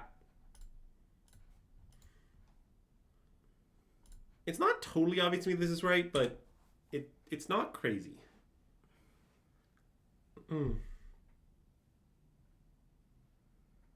Wow, this is the question we've often dreamed of getting. Yeah, great question. Big fan. I would say business as usual. Yeah. Though it's no the Minnesota Frost winning the PWHL.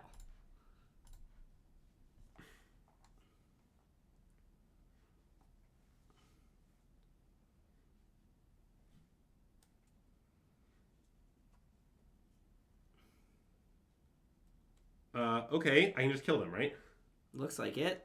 I mean, they might have Schmoer and Schmant, but, you know.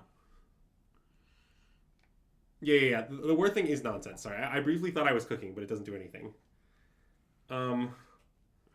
Yeah, I mean, I am very concerned about Smokeroom Smant, but I don't know what I can do about it. Seems like nothing.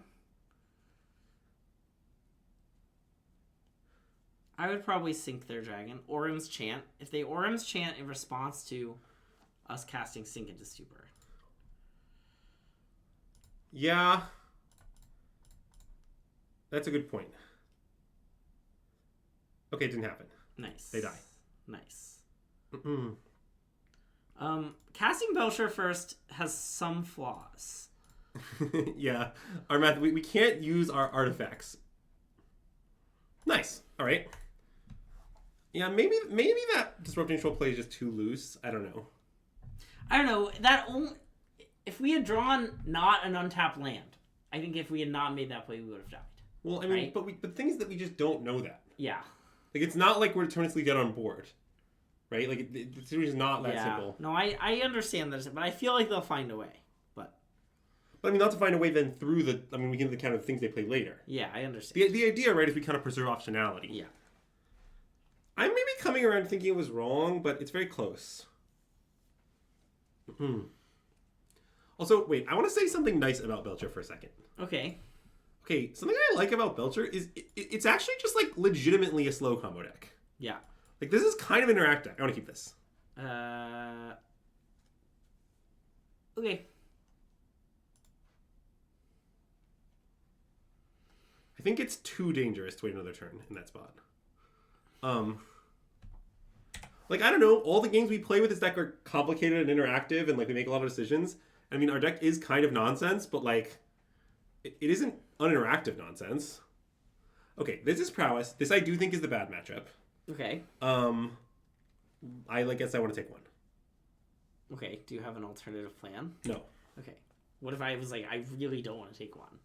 Then I'd make it happen for you, Greg. Okay, thanks. Concede the game? Is that your plan? Okay, I'm gonna play Philology here, I think, because it blocks better. Yeah. Is the idea. I mean, obviously they can get through it either way without too much difficulty. Okay, I'll take this. I think so. Yeah. It's not perfect to have on turn 3, but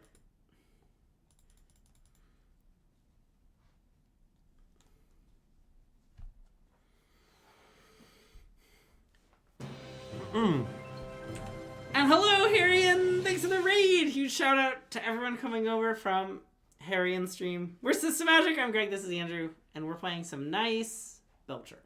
All right, let's counter that. I like countering that. Yes. And I'll pitch Philology here. I think. Okay. I think now the time for blocking is past. The time for finding the cards we want has come. Okay.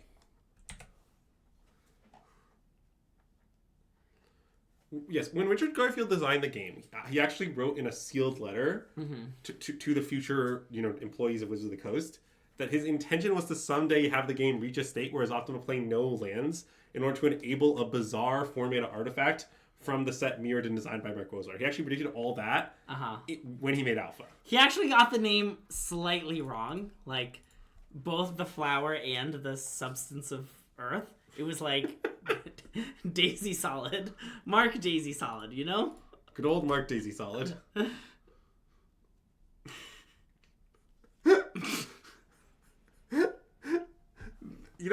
Greg, you know how we often say things are not our best bits? This might be our best bit. I'm going to take Common Belcher.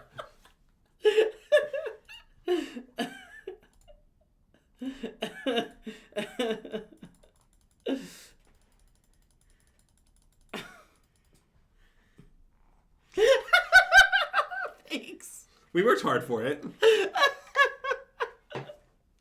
All right, well, that's a little bad. Yeah. Not much we can do about it.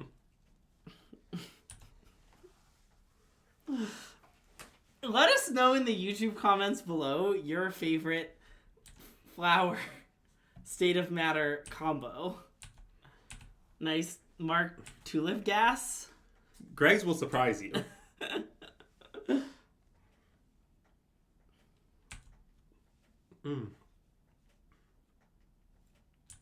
Water isn't a state of matter. Oh, good point. Okay, so let's discuss our blocks a little bit. So first of all, we can make this block. Yeah. Okay, but like, I need to know. I think we need to think about whether it's right to trump block this turn. Like the blocking the 2/2 is pretty good, I think, because I like making them cast more spells. Yeah. The blocking the Swift Spear, it sort of seems like it'll prevent more damage next turn trumping than this turn. Do you think so? It's 3. Sorry, if they only cast 2 spells next turn, then they will not cast for not enough damage and will win. Okay, good point. I mean, so I guess I want to make this block. I mean, it is bad. Well, okay, which is worse into mutagenic growth? Can we discuss that? Well, okay, I mean, sure. So if they have mutagenic growth, Yeah. they're going to be able to convert their growth into 2 damage, I promise. Okay, fair. There's no world where they don't. Okay, yeah. So I think if they have mutagenic growth, like, making them do it this turn is good. Okay, you're right. So I think this is the block. Okay, I like this block. You've sold me. It's not a perfect plan. Okay, it worked. Also, if anyone in chat is wondering when we're going to start using the perfect plans, it's only if we're 4-0 in a league. Otherwise, we stick the imperfect plans. Okay, I imagine we should slam Goblin Belcher. I think so. Like, we go to 7. We certainly could die through 2 blockers at 7. But, like, the problem is, like, what's our alternative? Problem is what? Like, play Hydro tapped, pass, bounce something. Whoa. We're playing as a 1/4 for sure. Well, I mean, bouncing might be better than playing. Oh, I guess that's sure. Okay, yeah, good point. I mean, I guess you can try to get their mutagenic growth with the Hydro Specimen. Yeah. Which is pretty funny. The thing is, like, I kind of do think if we shock in this Charbelcher that we're going to die. Yeah. But I also maybe think we should do it. Maybe we shouldn't have left up Stern Scolding last turn. Well, but it's wait a minute. If they play the 1/2 flyer, it's so good. I understand. I kind of don't agree with that. Like, I get that we got punished, but I would make the same play. Like, what if they also just play a Swift Spear next turn? You know, I don't know. Okay, I guess I want to slam Charbelcher. Okay. It's not ideal.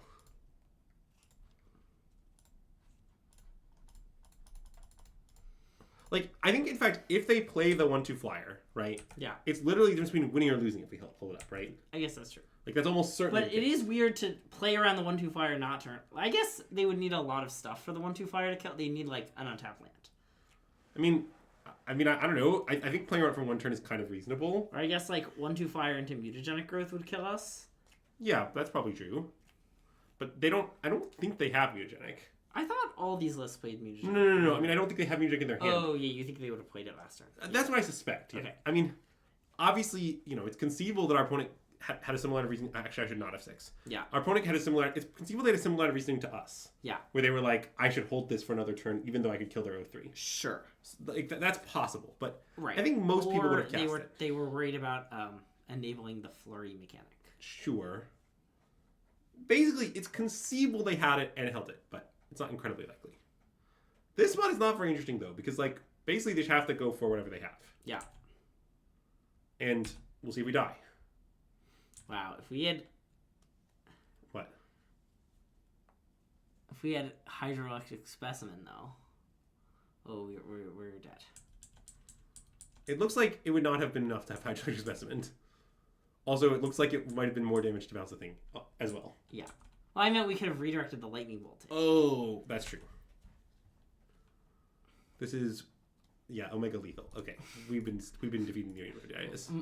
Mark olive oil is really nice. All right, so we want all of these cards in. Okay. And we want this card in. I agree. They also have consigned, so I imagine we want Flusterstorms. Okay. Like, I think all of this stuff is pretty good. Yeah. So we have to cut expensive cards. Flares. So I imagine it's like Flares and Tameshi, yeah. Finally cutting the flares just for you, chat. And then I imagine if we're doing that, maybe we cut one of these. Maybe that's not legal. It's a little weird. Oh, we need to cut one more card. Well, right. I mean, the Stern Schoolings definitely are not they're at their best, but I think we have to play them. I agree. I mean, I kind of want to do this. Okay, I think it's fine. But what matchup was geared before? Yeah, it's for the grinding matchups.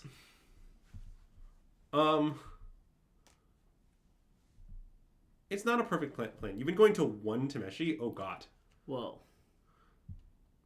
And leaving in flares? Or no? I mean, the Terribad only other. You think Crypt is playable?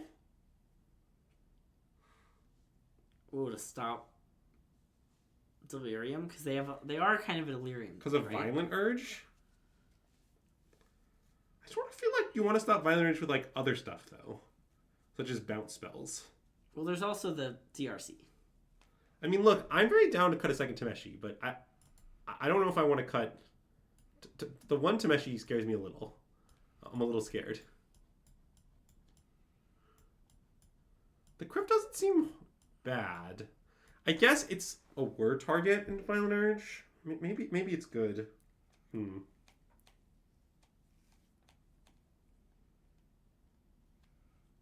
All right, we can try this. Okay.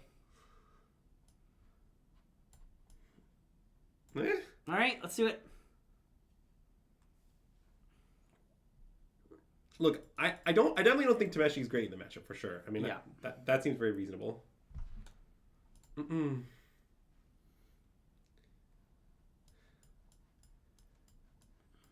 I mean, we have to keep this. I agree. I understand that this is not a matchup where just like no interaction fast hand is actually a very good hand, but we're just gonna have to Philogis into some interaction is I think our angle here.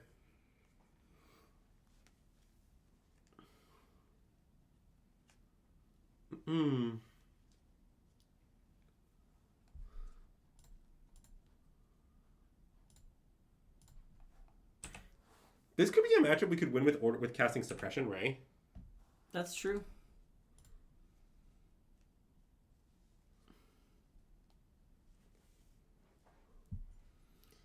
Looks like you are not impressed with any modern deck right now. Yeah, that's kind of true. I'm kind of impressed by this modern deck. I'd like to state. I think it's kind of clearly the best modern deck that I've played, to be honest. Okay. But I haven't tried all of them yet.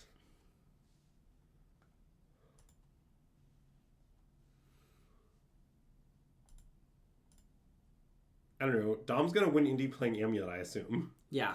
But that's kind of a Tuesday. It doesn't really convince me that Amulet's good, in particular. I mean, maybe it is good, but that would kind of be a coincidence, you know? Yeah.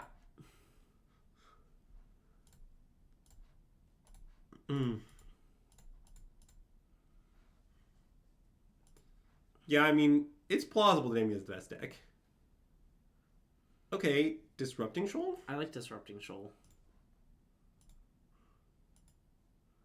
Yeah, we did not end up like Jeskai Legend. The Jeskai Legend deck, I think, is not well built. It was so bad. It was one of the worst modern decks I feel like we've ever played on stream. Yeah, I mean, I guess I kind of agree with that, but I also think it might be good with some changes. Is Boros Cats still a good deck in Modern? Yes. Is Boros Cats Boros Energy? I assume. Because my response is that I don't think sorry, good point, Evan. Because I sort of think Energy is totally playable, but not exciting. Okay, I want to do this. Yeah. So I guess at the moment, our plan might be to use Whir for Belcher. Yeah. And therefore, we just want to play another derpy creature? I think so. Okay. I want the 0-3. Okay. Derpy creature, get in there. Wow, there are 2 good cats and 1 good energy is nice. Okay, I mean, second Whir is something, I will state. Because it allows Whir for Lotus into Whir for Belcher. Yeah. So I kind of want to take second Whir. Okay. But it's not a perfect plan. I mean, we could take Sync and Super on the basis that it's a bounce spell that's also land. Yeah, I understand. I think that's the clear other pick. But I kind of believe in the Whir. Because right now we can't do it all next turn, right? Wait, hold on. I guess, like... No, there's no land lets us do it all next turn. Sorry, right now we can't do it all in 2 turns. Right, but a land lets us do that, I guess. In point of fact. Oh no, it doesn't. Because it's war for Belcher. But I guess I'm thinking maybe the second word doesn't actually speed us up very much. Yeah, it seems like it doesn't. Okay, I want Singus Duber. Okay.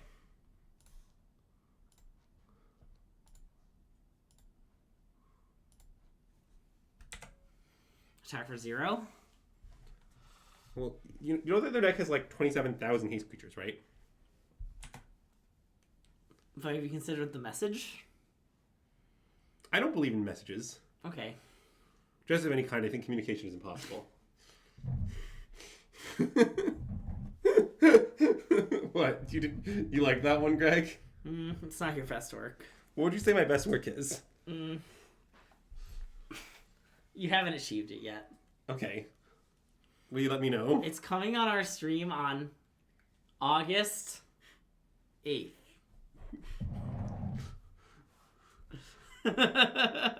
So what you're saying is that chat is saying it is my literal best work. Wow. That's what just happened. Gunter was saying my statement, I don't believe in messages, is in fact the best thing I've ever said. All down. No. It's all down here from here. It doesn't mean it's the best thing you've ever said. It just means it's better than anything you'll say in the future. That's true, I guess. Yeah. It could be. It could be that I leave the stream shortly after this. Yeah. Shortly after this, Greg and I have to get into a huge fight. Yeah. No, just Attila becomes really ferocious for real and just kind of devours Andrew. I was thinking he might devour you and I end the stream in grief. Wow. So Azax has claimed that that's his birthday. Do you think that's his actual birthday? Yeah, given that Azax has said it's his birthday, I think no. I think it reduces the probability that it's his birthday. I think it's less than 1 out of 365. Wow, I like it reduces the probability. Oh no, did I choose a Friday when we don't really stream on Fridays anymore? Guess we'll have to stream on that Friday. Azax, when is your birthday? I'd like to know. Okay, so I want to take 3 again on the same logic as before, I assume. Maybe that's bad here. No, it seems reasonable. Dang, I was hoping you would give a different date.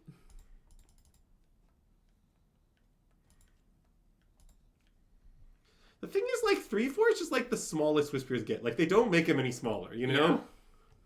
It's sort of like Attila. They don't make dogs any smaller than this. That's true. They don't even make rats smaller than that.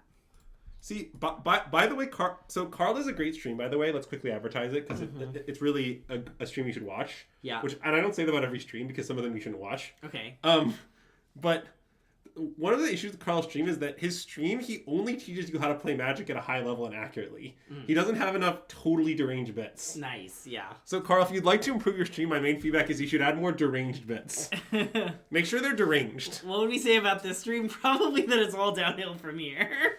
Okay, so let's discuss the plays available to us. I guess I want to shock in Stingus Super and pass. That seems good to me. I guess you could waterlog teachings for the thing, right? Oh wait, no, that doesn't work. Yeah, I mean... Okay, yeah. Soporific Spings, go to 9, pray. Yeah. Well, I mean, okay, notably, if worse comes to worse, we can waterlog teachings for a bounce spell and cast it. Oh, that's true. Like, in fact, the bounce spell we get is Snapback. So it actually works pretty well. Like, I would prefer not to do this, but it's not a crazy thing to do. I remember when Snapback was in Time Spiral, not to mention Time Spiral, me playing in Time Spiral for the second time on the stream. Greg, we get it, you're old. When I was in 7th grade. But I remember thinking Snapback was a really cool card, but like nobody played it. That is true. Greg, are you aware the main host of our stream wasn't born when Time Spiral came out? Azax? Attila. Famously, Attila was born in 2021. Yeah. He's not very old. Okay, I'm gonna block. Everybody blocks. Everybody blocks. Do they have, like, Spell Pierce or something? That is a card that they play. Dang.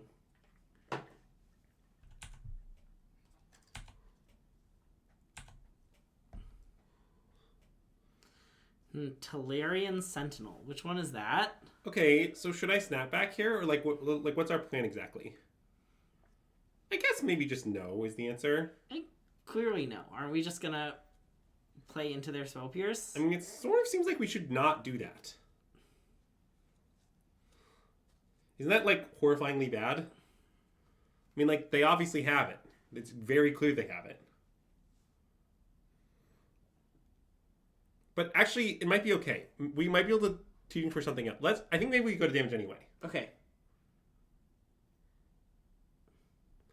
They could have consign. That is true.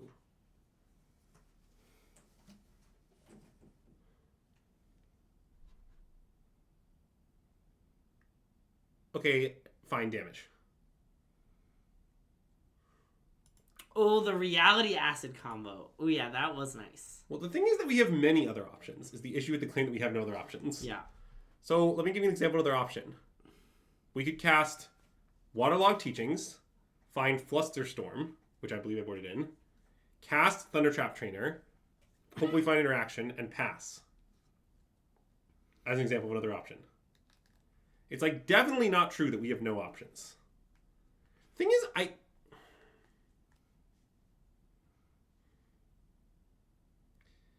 don't know. It's not that easy to kill us through a blocker and a Flusterstorm. Isn't it pretty easy to kill us with a blocker and a Flusterstorm? Give me a sequence, for instance. Bird, something. So they don't have third land. So you're saying they peel third land, or? Yeah. Okay. I mean, that's already less than 50% to happen. I mean, they have an extra draw if they want it. It's true. I think it just maybe seems like it's the winning line. Okay, given that they haven't dug for stuff, I think they have the Spell Pierce. I think they just clearly have Spell Pierce. Yeah. I want to cast Waterlogged Teachings. Okay.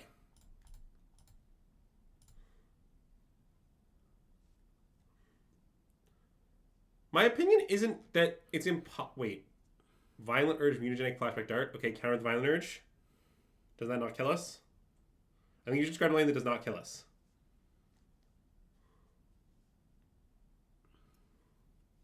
They have Spell Pierce. See that tank? Does tank someone with Spell Pierce. It's the middle of the first column. Okay, thanks. One of my main roles is helping Andrew find cards. It's that and accurately calling coin flips. We should play a deck with more coin flips, so I get to use my superpower.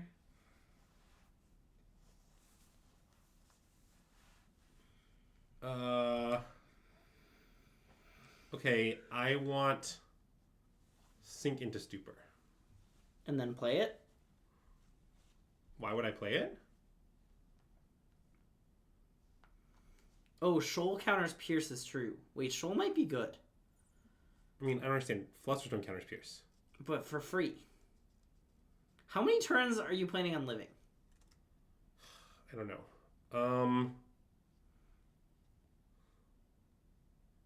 Okay, you're right. Let's take Shoal.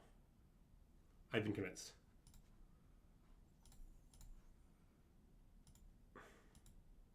I mean, I think maybe Shoal was worse than Tapland, actually. Oh. Wait, crap. Oh, God. Okay, I'm going to screw this up. I'm sorry. My biggest worry about the Belcher deck is that it's too hard. Yeah. I've said this before, but the Belcher deck seems very good to me, but sometimes I screw it up.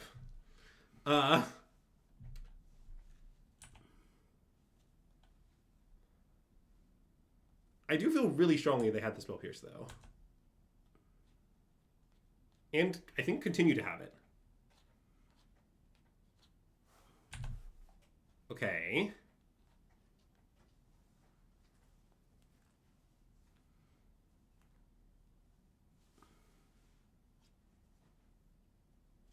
This is bad. Yep.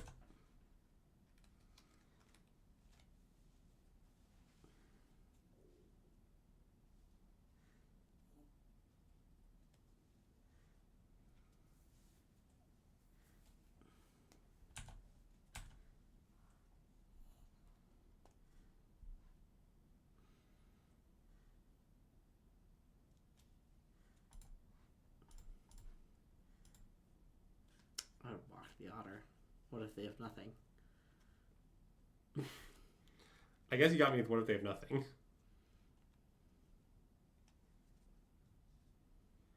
I just don't think it's that true that's the only way to win a game. I mean, them having third land plus this is extremely bad for us, don't get me wrong.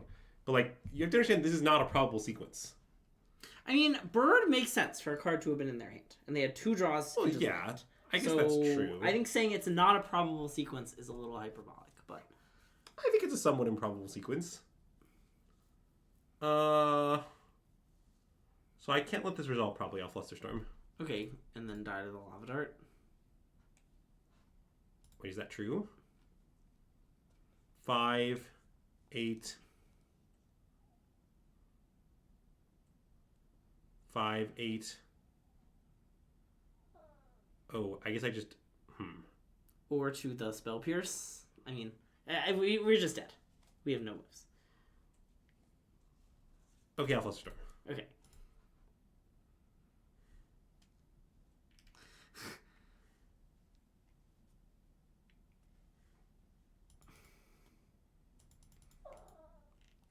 Nice. Love that for you, Flat Eric. I was wondering who invented the phrase "hitting a mountain off Belch EV is like a cool glass of water on a warm summer afternoon." It's good to know it's your aunt who works at Anime. Can I have the mouse for a second? I need it. I'm glad that Flat Eric's Anti Works Anime made a triumphant return to the copy pastas. I missed her when she was gone.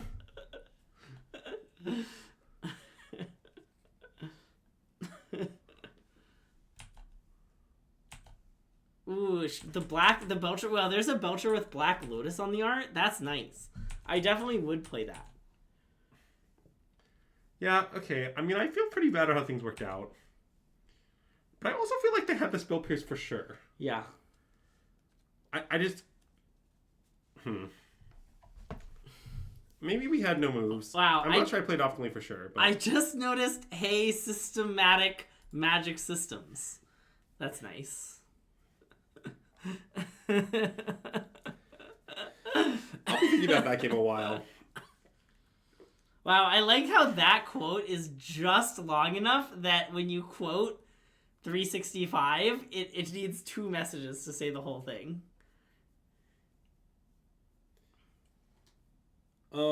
Yeah, I mean, that is fair.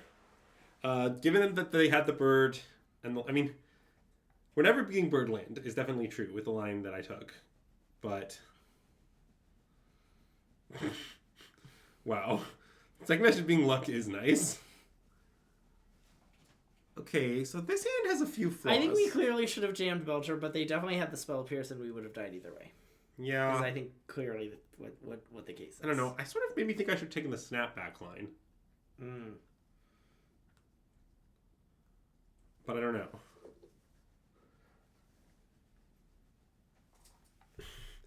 So certainly, I don't love any moves we have. Also, is this hand a mulligan? It's sort of bad. Oh. I think it is a mulligan. I mean, like, it's not horrific, right? But, like, the issue is, what's our plan exactly? Slam Belcher on 4, activate on turn 5? It's a little bit of a dubious plan. Yeah, with, like, not very much good interaction between now and then. Yeah, I mean, we have 2 interactive spells if you squint.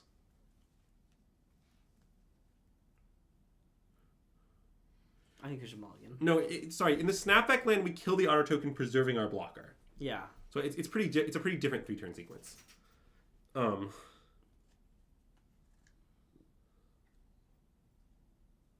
Yeah, I guess English mulligan too. Okay, this hand's actually, I think, substantially better. Even though it has flaws as well.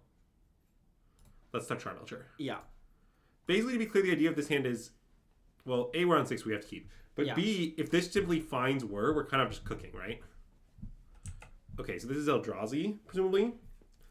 See, wait, I want to take a step back here.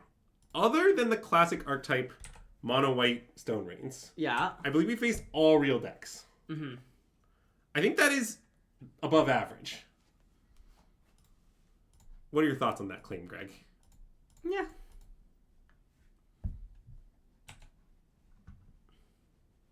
Okay, I think Whir is actually a great draw. Okay. Maybe the best draw on our deck. Okay. Agreed. Okay, yes, but don't make me talk about winning challenges again. Look, I mean, to your comment, I think I would have slammed. I am convinced why Slam War loses to Spell Pierce. Yeah, I think I've now come around to I should have found Snapback and Snapback the Otter, and then the next, and then N minus T minus 1 turns word for that. And yeah, I'm worried you just still wouldn't have beat stuff. I'm worried you just still would have died. Possibly not. Prowess is really good at dealing a lot of damage out of nowhere. I mean, that is true. That's why famously we coined our catchphrase "Prowess around the house." Mm. It's very meaningful and applies to that situation specifically. All right, well they got us, I guess. I feel got. Yes, basically, I've said this before, but when I see a deck win a challenge, what I mentally replace it with is it won an FNM. Mm. And to be clear, there's nothing wrong with FNM. FNM is a great tournament. But, like, you shouldn't consider it a highly meaningful competitive result when a deck wins a challenge. Like, challenges are not, like, serious competitive Magic.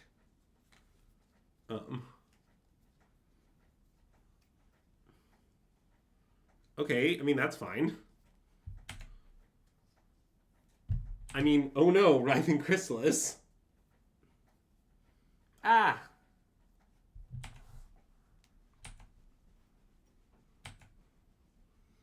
Well, I'm not saying there's anything wrong with FNMs. I, in fact, specifically said there's nothing wrong with FNMs. That was the first thing that I said. Uh-huh.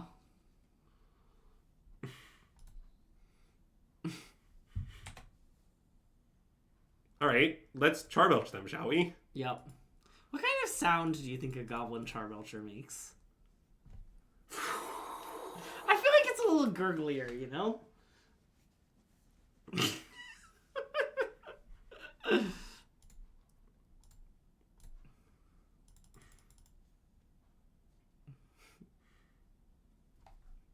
Yeah?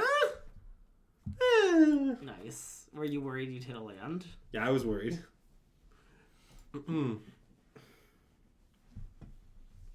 Okay, so I'm not exactly sure we should celebrate Eldrazi, but this card seems nice. Yeah, probably Disrupting Shoal seems not nice. Oh wow, yeah, Disrupting Shoal seems a little bad. Also, our other counters have some flaws, huh? Well, right, but we might need the bounce spells for Undefined Hate cards. Okay.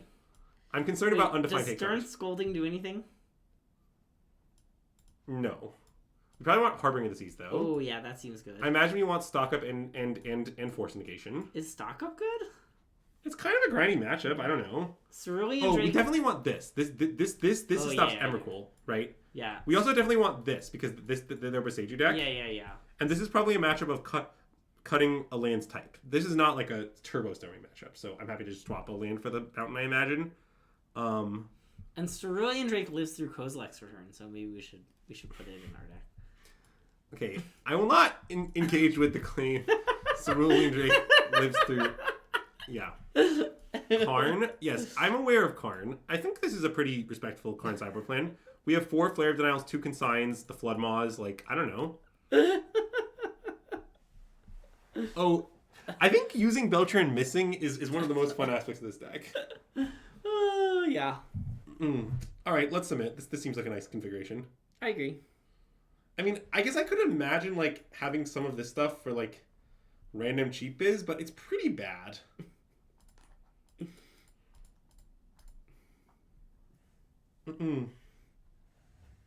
Okay, nice hand. Nice hand. Greg, would you say that... Okay, let's say you were to make a tier list of all, like, modal DFCs. Yeah. Do you think that Banging Veil would be in the top 50% or the bottom 50%? Like, all the ones that are half land? Yeah. Top 50%, I think. Okay. Like, where do you think... Like, how high do you think it would be? Between 25% and 50%. Okay, so not that high. Yeah. Think about the times where you Bay and Veil them in Limited. Sometimes he's really good. It just, like, was a land so much of the time, but sometimes I just, like, lost some games where I had no right to lose because my opponent, like, 4-for-1'd me with Bay and Bale. Yeah, also notably constructed. Oh, yeah. Oh, construct. Oh, wow. I didn't even think. Okay, maybe it's up. Maybe I didn't think about how good it is against energy. I'd maybe like to raise it into the top quartile. Nice. Also, see, this is a very important fact that I want to point out to the chat. You can see that our opponent revealed Devour of Destiny before the game starts. Uh-huh. What that tells you is that they're not Chad-like. Because people Chad's cut this card? Yeah. As we can tell by the classic individual and second place Canadian regional champs finisher, Chadliness for the sake of Chadliness. My top one might be the one that's a fling. The one that's a fling is nice. Isn't it like Kazandu something? Yeah. Okay. Good to know that your top one is Kazandu something. It's just, I don't know, the fling one's nice. It's really nice with that big green creature that picks up a land when it ETBs, because if their life is low, that you can play the fling one as a land. It's a real 1-2 punch. Yeah. Oh, that card was a classic inclusion in SPF, as I recall. Oh, yeah. Cosmos Fury. Thank you, Lethal Bloom. Okay, so sorry, I was saying Kazandu, but that's not quite right. It's apparently Kazool's. Yeah. I kind of like, what's the white one? There's like a white one that's like 5 mana and gives +2/+2. Alright, that's fine. That one was pretty nice too. I imagine we're not supposed to... Zendikar Rising wasn't that bad of a limited format. It was a little nice. They boarded in Magnus of the Moon. Interesting. I guess that card is somewhat good against our current hand. But I mean, it just kind of is what it is. Like, yeah, we don't have any interesting moves against it. Oh yeah, it definitely wasn't like a good format. But it was fine. I think it might have been a mid format. Yeah. I think bad format is a little. It was like during the pandemic, and we were still kind of stuck at home and not really doing things, and I just played it a little too much because of that, and then it got old. Okay, it's definitely true that Kaldheim's better. Kaldheim was a fucking great format. I loved Kaldheim. It had one of my favorite limited cards of all time. 3 mana, 3/2 haste, no other text. Okay, so they tanked, and picked Emrakul there. So we know their hand has Devour, Emrakul, and a card. Yeah. So wait, I guess I should probably have this resolved then. Seems like it. Well, we have to keep track of their Emrakul count here. It's a little scary. They have sorcery, creature, land right now. Okay, that's not that many. Yeah. But we have to keep track of it because, see, okay, here's an unfortunate aspect of Emrakul against Belcher. Yeah. You can Belcher targeting yourself. Yeah. I would like to point out that they don't currently have the card Devour of Destinies in their hand. Oh. Well played. I mean, they might. They might have another one, but... Wait, were there Kaldheim pre-releases? Wasn't it like during pandemic era? I think it was like not that... Oh, was it like early pandemic? No, I think it was late enough. Oh, okay. That some pre-releases existed. Though famously, you, me, and a bunch of our friends did a Kaldheim pre-release over Zoom. Well, I mean, I remember that, but I thought we had to do that because like you couldn't do anything else. No, I think... You think it was late enough that like it was like more in the middle? Yeah. Okay. It was when I was living with my parents. So like I guess that was like right when the vaccines were starting to come out. I guess there probably weren't pre-releases. I mean, there definitely could have been, especially like if you're depending on where you were in the world, but Feb 2021, yeah. That is when that is during the 3-month period in which I lived with my parents during the pandemic. I just remember playing the set. It was really nice. It's a good set. If they ever bring Kaldheim flashbacks to Arena, we'll do a limited stream of it. Okay. I'm making that promise now. I mean, they probably will at some point. Yeah. That's why I made the promise now. Okay, that's a very bad card for them to have found. I agree. Bad as in our chance of winning the game have drastically decreased. Not bad as in their chances of winning the game have drastically decreased. Yeah. All right, let's play this.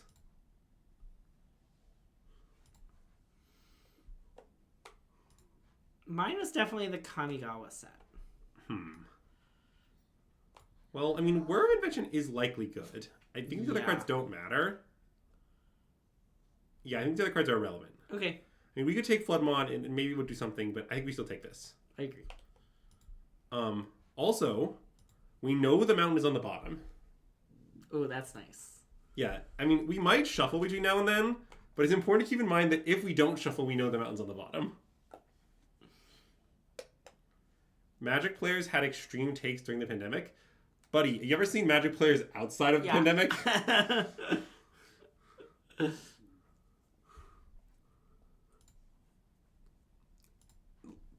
There are things Magic players are good at. There are things they are bad at. You know, like any other group. Yeah. And one of the things they're bad at is non-extreme takes. Why did they 4, find 6, that? 7. Oh, there's Emrakul. Okay, I'm not unhiding this. Okay. I predict they still have Emrakul. Okay, I mean, I imagine we're going to whir this turn. Let's play Hydroelectric Specimen. Okay. What are we whirring for? Lotus Bloom? Okay. I mean, maybe we don't want to do that, but I still want to leave it up like this, and I want to leave it all up. Okay. Do you not want to?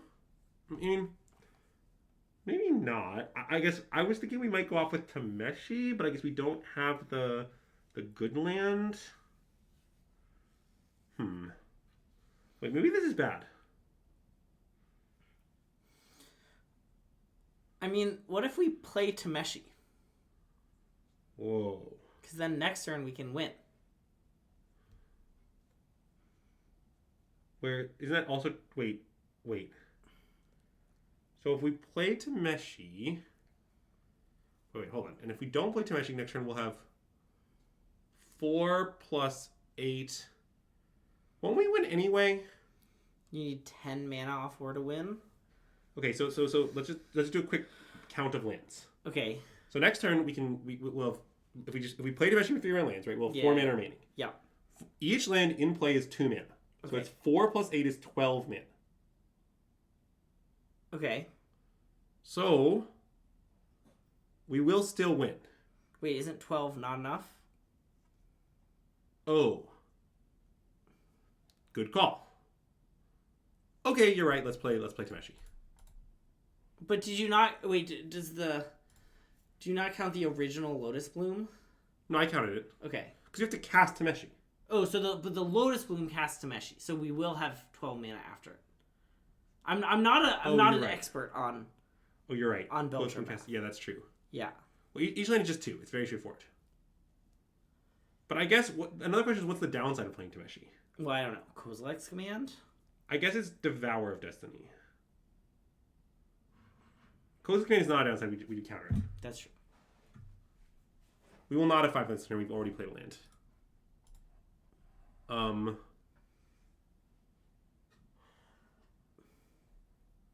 But I guess it does kind of play on Kozilek's command in the sense that we can hard cast Force. But it's... Okay, so you essentially use the original Lotus Bloom to play for Tameshi. Then each land makes 2, right? Yes. And then you didn't... So it is 12 after Tameshi's been played. Yes. Okay, so we shouldn't play Tameshi.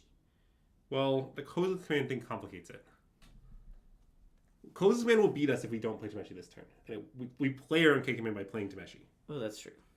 I'm too worried about Devour of Destiny, I think. I just think it's a card they could have. Yeah, I mean, it's definitely a card they could have. But I mean, it's not like K command isn't a card they could have. That's true. In fact, I mean, they are kind of playing like they might have it.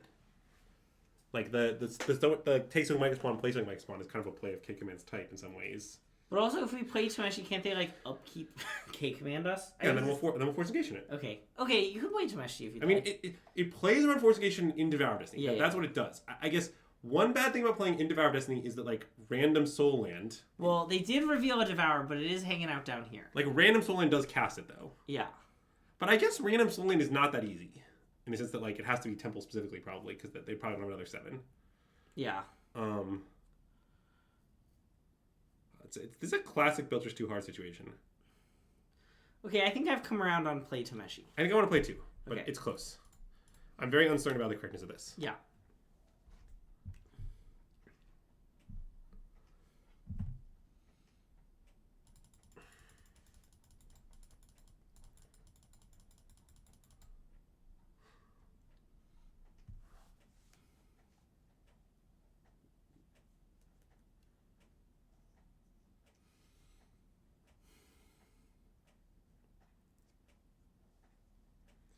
I like tank for 4 minutes, play Tameshi was our turn. I mean, our opponent has also been tanking a lot. I guess you can check and see that we've been tanking more, but... Yeah. I do not think that is a reason to play Tameshi. If we get Emrakul, we'll die. Yeah. I promise. I'm unconcerned. We won! Wow! We did it! Alright, so... I did not expect them to just untap Scoop. They were dead. Yeah. I mean, if they have nothing... Yeah. What do you think of the Black-White Blink deck? I think it's not very good. Sewers? That's just Sewers, right? Yeah. Okay. So... Basically, the way I feel about Belcher is still the way I felt before, which is, I think it's good. Yeah. I don't know. I mean, I think when I play the deck, I mostly feel like my deck is insane, and when I lose, it's my fault. Yeah. Is how I really feel when I play Belcher. Yeah. I don't know if that's how you feel. I feel like the last time we played Belcher, I didn't remember it being this hard. Well, it may have gotten harder over time. Yeah. As lists has changed. I think lists have kind of gotten more controlling. But I mean, okay, I really like this deck. I mean, like, and look, some of the deals lists are obvious experimental. Like, look, maybe this card's a total scam. I'm definitely not claiming that it isn't confidently. Yeah. I still like to try it, but it did absolutely nothing this league. Whoa, it almost won us a game. That's true. Like, this might be nonsense too. These cards could totally be other things. Yeah. And like, there's plenty of other things you could play in a sideboard. You know, Carl likes the Tezzeret to play around Consign. That's totally reasonable. You could also have more Consigns. You could have more bounce spells for the Tezzeret? Yeah. No, because it tutors the Seeker. Yeah. It's Belcher that it can't be Consigned. Yeah, okay. It's definitely hinged to play. Yeah, okay. I don't know if it's right, but it's hinged. You could play more Harbinger. There's lots of reasonable cards you play in the sideboard. And honestly, I think that's one of the appealing things about this deck is that, weirdly, it has a very good sideboard. Yeah.